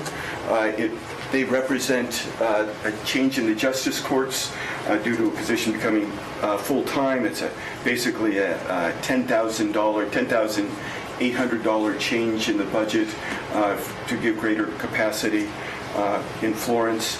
And we actually have a truing of the budget within the Equity and Access Program. We're now up to the full 15-member complement of the Equity and Access Advisory Board, and that means as we cover the full county, including rural representatives, we're helping to support, we're doing the transportation support, and as well as the materials and services that they need to be successful. So there are no significant changes within our budget this fiscal year. Partnerships. In your free time, I would encourage you to ask the commissioners about their committee and advisory board responsibilities. They are regional, they are statewide, they are local, they are extensive. I would say that we do the public's work. We cannot do them. We cannot do it without you. CAO is at the epicenter of county partnerships. The interconnection is rich, diverse, and essential. It's national in scope and engages every aspect of the county's work. We can talk about cities across the nation, certainly the state and federal government, multiple chambers of commerce, not just here in Lane County, but throughout Oregon. Higher education, we've singled out the University of Oregon, but we work with truly almost all the higher education resources in the state to some extent. 75 plus human or social service organizations, and then the professional organizations, the Association of Oregon Counties, the League of Oregon Cities, the National Association of Counties, and the International City Managers Association. We work with any number of organizations within the metropolitan area beyond the chambers. We work with organizations. Many of us were at the Travel Lane County event this noon, as well as working with Greater Eugene Inc. and the organizations that work on business success and promotion. We also work with a number of advocacy organizations in the realm of equity and access. The question might be more, who don't we work with? You might recognize these individuals. You did have a chance, you notice that there are 6 FTE here because this is where the performance auditor's position resides. I don't know if you might have questions about that particular piece. You can introduce yourselves to those individuals when you have a moment. That's as far as I will go in terms of any humor in this presentation. With the administration, there is, let me report back, the Porter County Commissioners and the Budget Committee made a recommendation 2 years ago to create, based on the county administrator's initiative, to introduce the equity and access position. That was the second most recent ad within county administration. We're probably ready to do a little bit of a report back. Please note that now that the position's been around for a bit over a year, not only do we have the Equity and Access Advisory Board up and running and very active, this unit was able to help with things like the foreign citizens residency policy. We actually had the benefit of Mr. Carrasco's participation in that, not as a budget committee member, but as a citizen leader. The board is also working on health equities, disparities, pay equity issues, and a fair amount of bias and hate activity that seems to be increasing across the county, the state, and the country. I'd also note in this area we've had pretty significant success with the Intergovernmental Relations Program. We'll talk in a few minutes about the courthouse and our plans moving ahead with the courthouse. Essential in that is securing the 50% match funding from the state of Oregon. That has fallen onto the shoulders of our lobbyist, who's been successful in getting about $6.5 million in matching planning dollars. We need to meet that, but this is essential to helping the project get off the ground. So we are grateful for that work. I would also admit that I don't think anyone honestly believes we have one FTE dedicated to the Public Information Office function. It is often the work of 3 people. If you had the chance to read the article about the Mary and Eugene Skinner's descendants this Sunday, and to see how the county's work was being portrayed, that's remarkable work by the PIO, and it's day in, day out, and it's on a spectrum of content that covers the full work of the county. It really is extraordinary work to come out of an office with a single person. And this is a picture of this, the central administration at the Day of Caring. We had a chance to go out and help with one of the housing programs, assisted housing programs, and we did what we did best. We spent a day busily shoveling. Okay, maybe that's the second foray. Within operations, we have had a chance to recognize a number of these individuals in front of the Board of County Commissioners for their great work. You might remember payroll and finance and elections and the county clerk functions. These are remarkable top performers that do the job day in, day out. The Budget Committee made the recommendation, and the County Commissioners added a position last year. That was a purchasing supervisor. And Stephen Nelson, who has been hired, has hit the ground running, is doing some pretty tremendous work within purchasing. He started in the fall. We're going to give it a full year before we come back and report on the success of his position. But thank you for that position. So as we have very minimal changes in our budget this year, I do want to recognize the efforts of this body and the commission and the county administrator in creating some positions that really do leverage success within the county. I will say this is where the county clerk's function resides, and with the 251,000 voters in Lane County, there is indeed a firewall between any county system and the ballot tabulation software. So people can rest assured. I was really pleased to hear that discussion earlier on, and we do have the county clerk with us today if there's more questions on that topic. Highlights, and that might be a little bit hard to read. First statewide special election since 2010 happened in January. You might ask who was paying for that statewide election. The short answer is the state of Oregon, although it will happen in chunks. Our costs were estimated at about $272,000. All of that's been submitted to the state. We did hear back that we would get an installment of $155,000, I believe this week, or at least this week. And that the rest we will need to wait until the E-Board has an opportunity to meet. We do expect it all, and we will stay attentive to getting that back.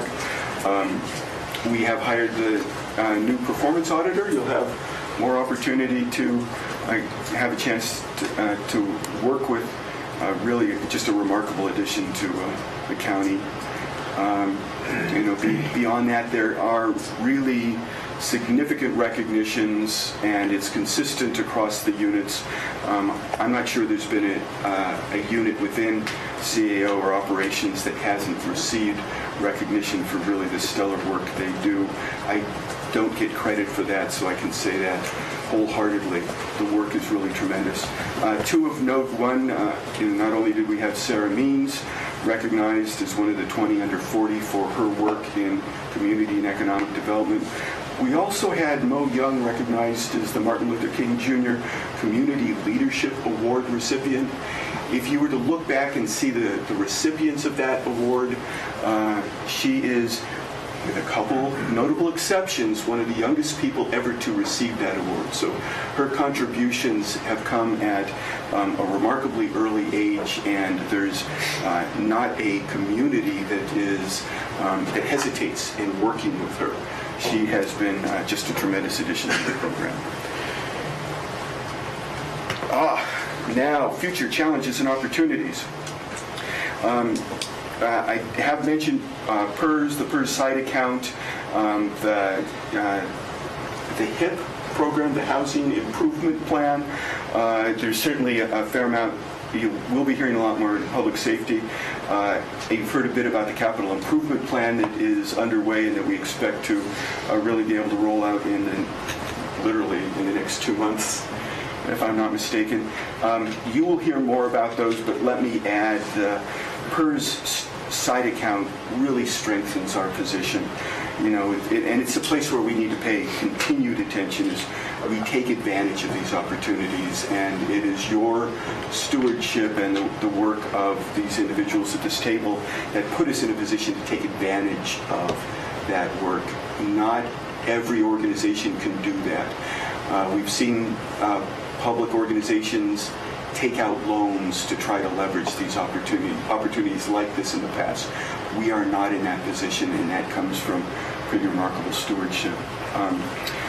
We do have a tremendous community and economic development strategic plan that we're happy to talk more about. That really is the purse strings for economic development in the rural parts of the county in particular, but whether it's business recruitment or keeping what we have or staying on the creative edge of taking advantage of opportunities, the economic development program is really quite amazing.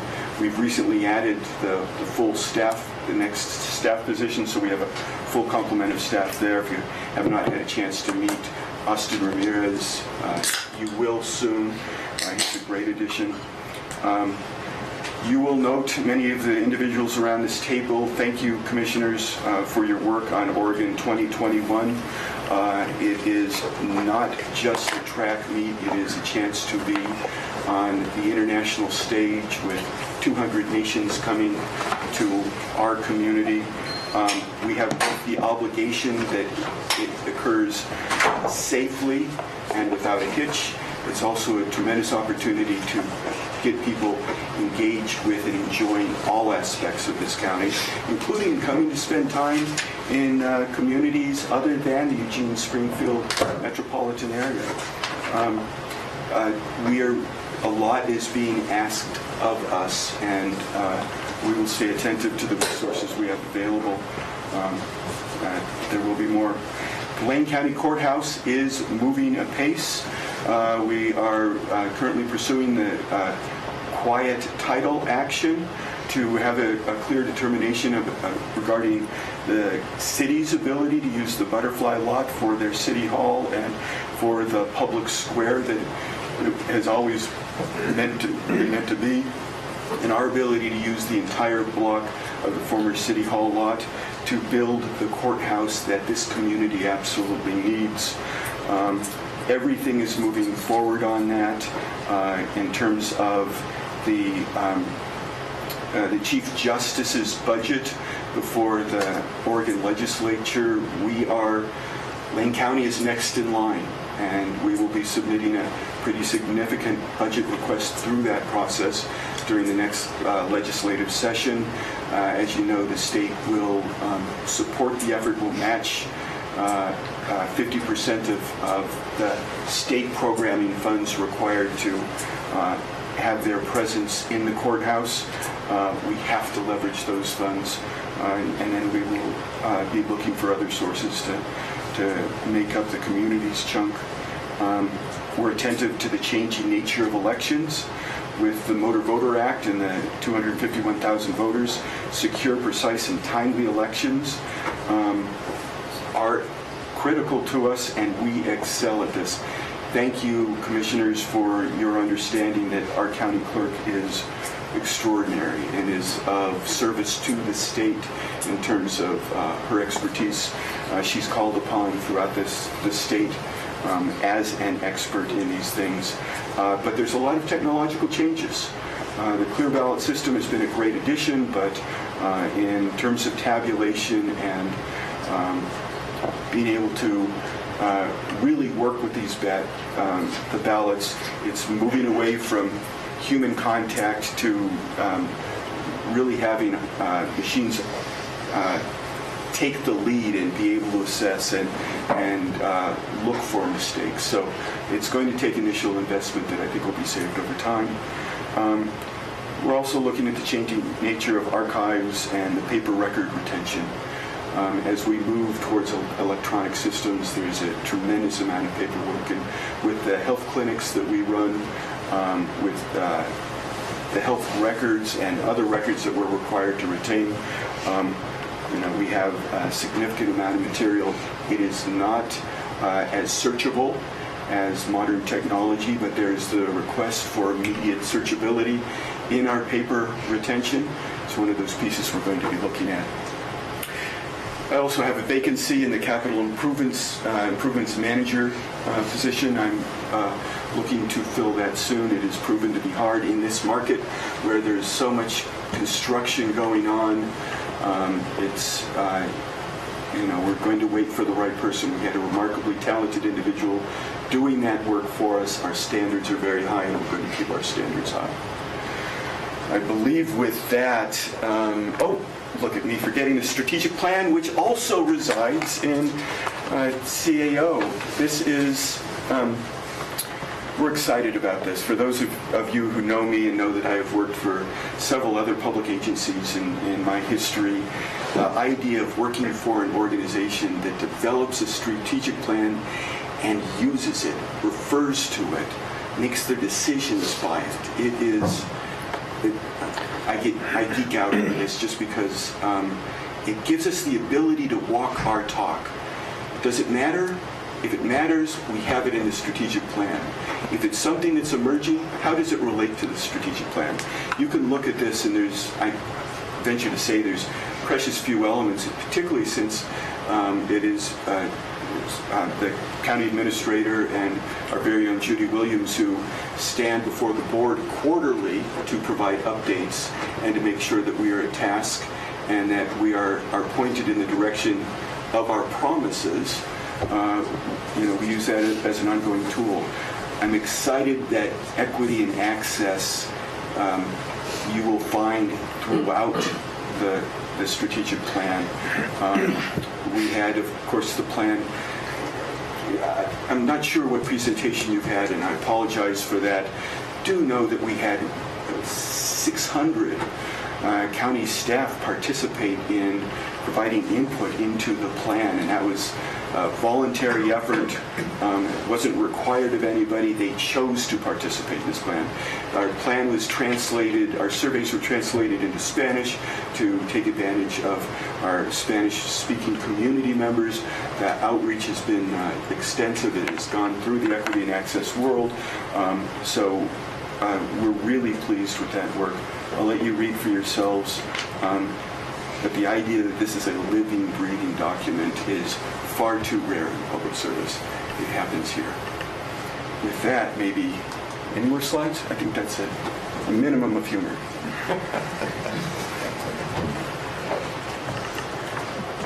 Questions, thoughts?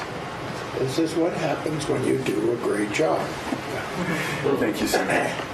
I do have remarkably talented people in the room. If you have questions or thoughts for your county clerk or your county treasurer, they're all here, including our performance auditor who's here with us. Go ahead. Greg, I'm just going to mention the last thing you talked about, which was the strategic plan, and I want to say how refreshing it is to hear your analysis of our use of the strategic plan. I'm not going to say much about it, but I agree with you. It's pretty amazing that in the last 4 years we have developed a pretty remarkable plan that really is a roadmap for how we operate as a county. You see it in private industry a lot. You see it in nonprofits, for that matter. You see it in financial institutions. It's rare in government. To have participated in organizations that wander around a bit and sometimes lose sight of the goals, it's tremendously refreshing. And as Steve can attest to, it's one of the earliest conversations we had in my decision to come join Lane County, that having that focus it really truly is a tremendous. And I'll add that it was one of the first conversations that we had when we joined the county. The strategic plan is a very important element of operating this organization. So anyway, this goes beyond words. I had a report to the Lions Club on it yesterday, and I didn't quite get a standing ovation. It wasn't me that couldn't cry. Larry? Many of you know I work for AXA, or Homeschool Group now, 38 years. And 10 years or so, we decided to do a strategic plan. It was a 5-year plan. And the first thing we did was ask for the county's plan, and nobody could find it. Number one, when somebody did, it was, I don't know, in a desk drawer somewhere, gathered dust. And, so this is the way it's supposed to be. It's great. Thank you. Okay. Go ahead. Mr. Chair, you had a question earlier about ballot security, cybersecurity, and so we ever clerk here, and I don't know if you want to ask that question now, or you get done. Yeah, my question to Mike Finch was, are there any voter fraud issues that we should be aware of or concerned about, or have any budget implications for additional security? And we kind of got a short answer, and I would ask you the same question. Are you comfortable with where we are? I am. You can come to the table.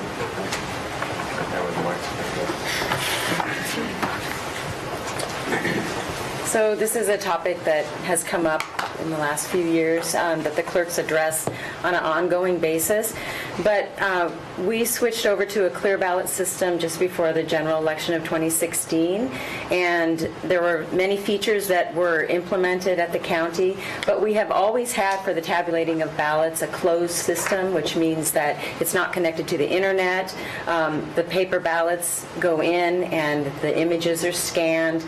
And then we have that information is only and can only be looked at in the counting room, which is in a secure area at the elections office. So if we have any questions about actually who can access that, there's badge access to the room. You have to have at least 2 people in there with different political party. And anytime we process ballots in any part of the elections building, including to and from the counting room, there's very strict procedures that we follow, and we file a security plan on an annual basis with the Secretary of State to ensure that we are complying with all the state requirements. But this new system is really a transparent and excellent process that I think ensures that the security of the tabulation is intact. So I feel very confident in that process. So it's an ongoing conversation for sure, though. Why isn't every other state doing it like we do? Well, you know, Washington is coming on board. Actually, their largest counties now have switched over to clear ballot. Most of Oregon now is switched over to the clear ballot system. There are some other systems that are available, and certainly we had one of those for 5 years. But there's pieces that come with the clear ballot system that ensure even more of the integrity of the process that clear ballot introduced earlier than some of these other vendors have done. So there certainly are other vendors that have positive things to offer different counties, but I think clear ballot is just a wonderful tool for us.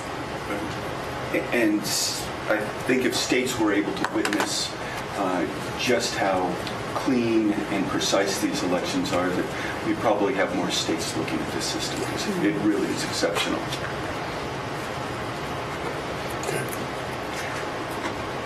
If I may, there was, Phil, you had asked some questions about access to systems, and this truly is the unit where issues of equity and access reside.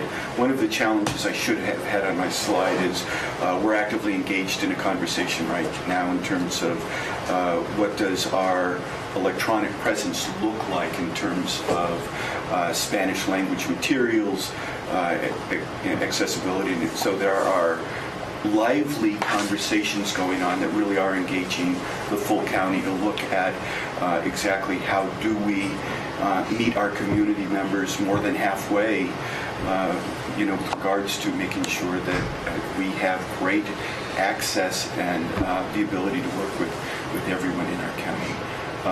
And I'm happy to share more at any time. Thank you. Okay.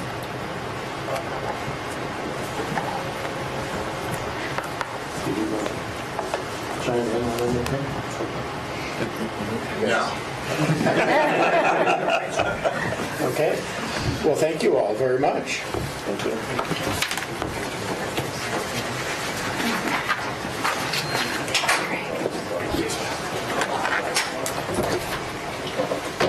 Steve, are you presenting? That was everything. Yeah. You've heard a lot from me, so.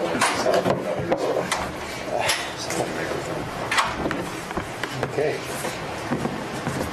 Well then, we have miraculously caught up and moved ahead. Is there any committee business? We do not have anything for you. This was really just designated as some additional time in case there were additional questions or you needed a little bit of cushion for the meeting today. Okay. The only thing I'd say is that, Steve, your budget message contained information regarding the financial performance of the county this last year.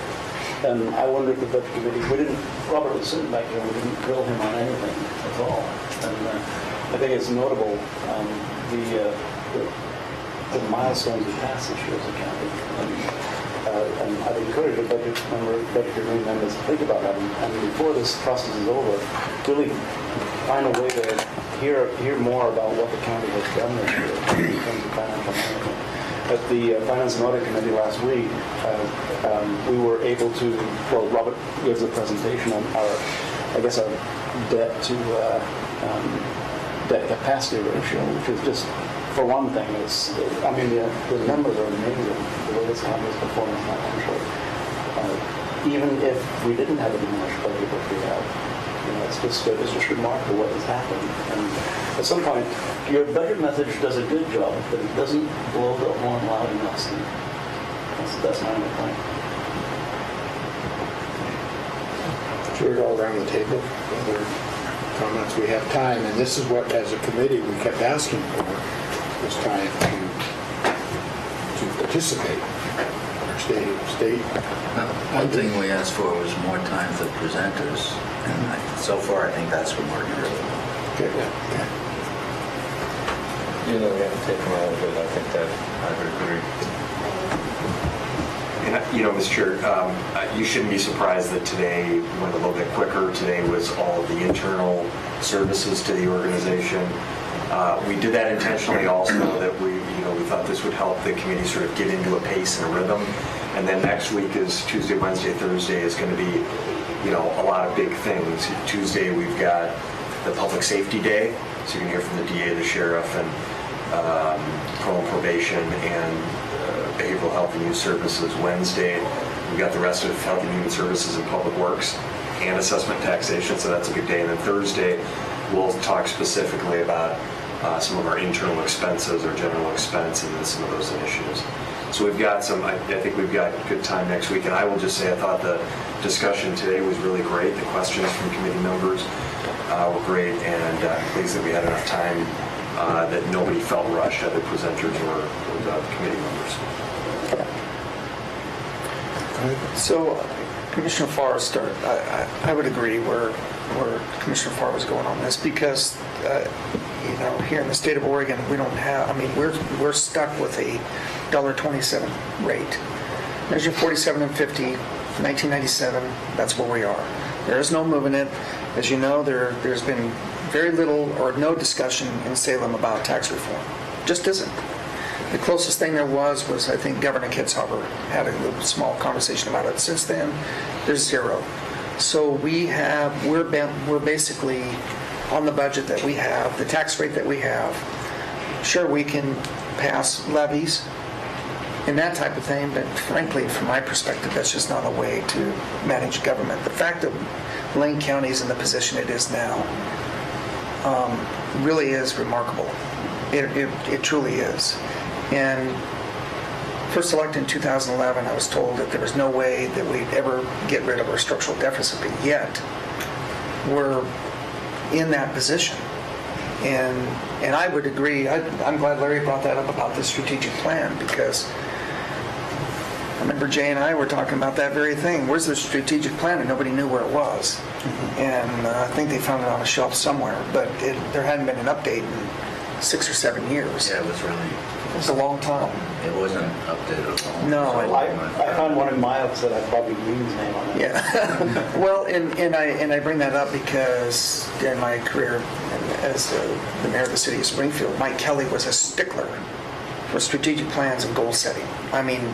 That's why the city was so laser focused on issues, and it's caused this county to be very laser focused as well. So while we have been hit with the whammy of now I guess 80% reduction now in federal money. It was 91%, it's 80%. But still, that's a significant amount of money going into a general fund or a road fund, but yet somehow, some way, we've been able to manage. Does it mean that it's where we need to be? Absolutely not. Then I think that's why what drives us, especially electeds, to work with our state and federal partners the way we do, because without that, we're in a position to almost dry up, or we're in a position to say, these are opportunities, we've got to capitalize on them. So I think just where we are today, and I appreciate the work that our administrator, and this is why today has been a really good day to listen in. And I also want to say thank you to Devin, because I don't know, it's hard to predict how much longer the Register Guard's going to be in town. I have no clue at this point in time. I mean, they keep changing, and the fact that she stays up with the social media piece, whether Facebook, Twitter, it's easy just to retweet constantly whatever Devin sends out on Lane County and just get the message out. This is what's going on here, and much appreciated, because I don't remember the last time we had an RG reporter at a board meeting. I'm not sure when he was here last. 3 months? Yeah. They're not here. So this is where Devin's work as PIO comes into play, and comes into play quite well. And I, for one, am very appreciative of it. As you know, I'm a big newspaper reader anyway, but anyway. Oh, wait, I'm not. So I want to say thank you for that. It gets the message out, and accurately. Well, my historical perspective with the Budget Committee, dating back a few years, this very table, you've been a long time. It was all about cuts. We have cut $2 million this year, we have cut $5 million this year, and we made a ton of cuts. There was a time when I worked in the sheriff's office, we had 26 officers on the road at the same time. Okay. Now we barely have 26 in all of the patrol division. So, as an observation, I think the commissioners, the current group of commissioners, and Steve, Greg, and a whole bunch of other people have put us in a position to take advantage of the PERS offer from the state, put us in a better bond rating, created a stable organization in terms of the sense of the employees and the stability and the health initiatives and so on. A lot of hard work and consistency among the 5 elected officials and the county administrator has created that. And that's wonderful. But when do we get to the point where we say, okay, we are stable enough, let's take a little bit of risk and let's look back at public safety. We had a traffic team, we had the highest fatal accident county in the state. Well, the traffic team isn't going to make or break that, but it's going to assist. And in our own reports for those issues, we need to maybe look at that. So when, if not this year, when do we start saying, okay, let's dip our toe back in the water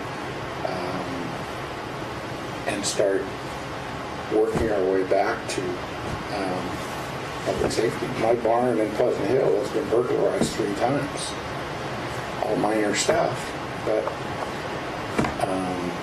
that's not life or death. It's not a felony in progress. It's not a bodily injury issue, but it's a livability issue which vibrant communities.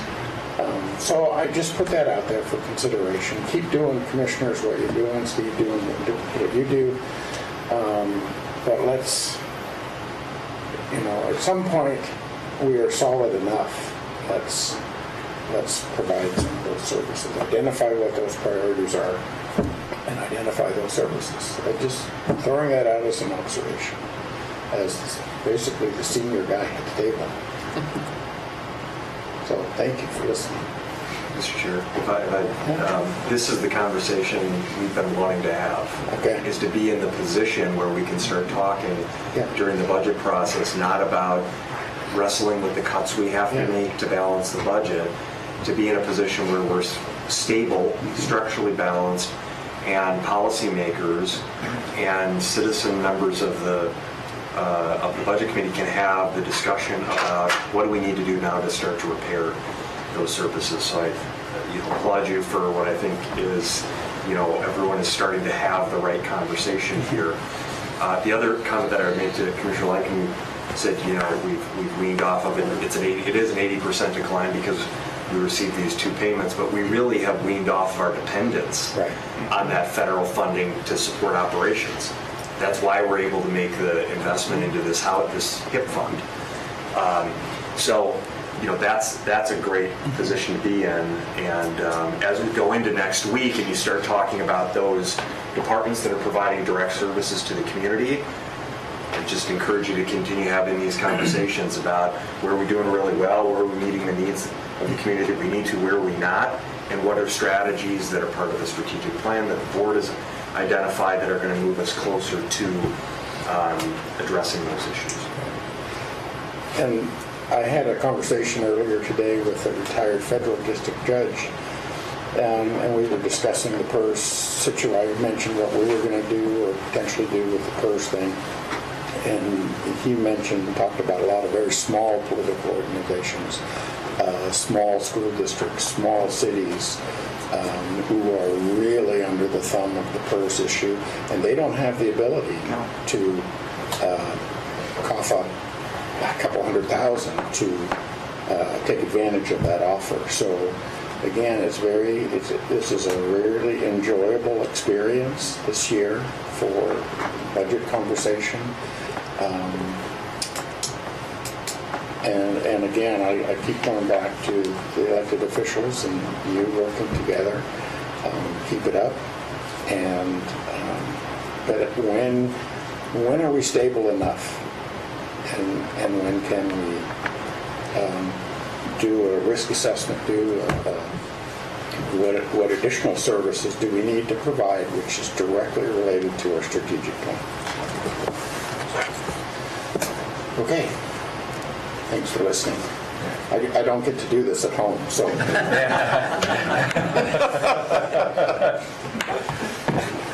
Okay, anything else? Going once, twice. Okay, we are adjourned. Thank you.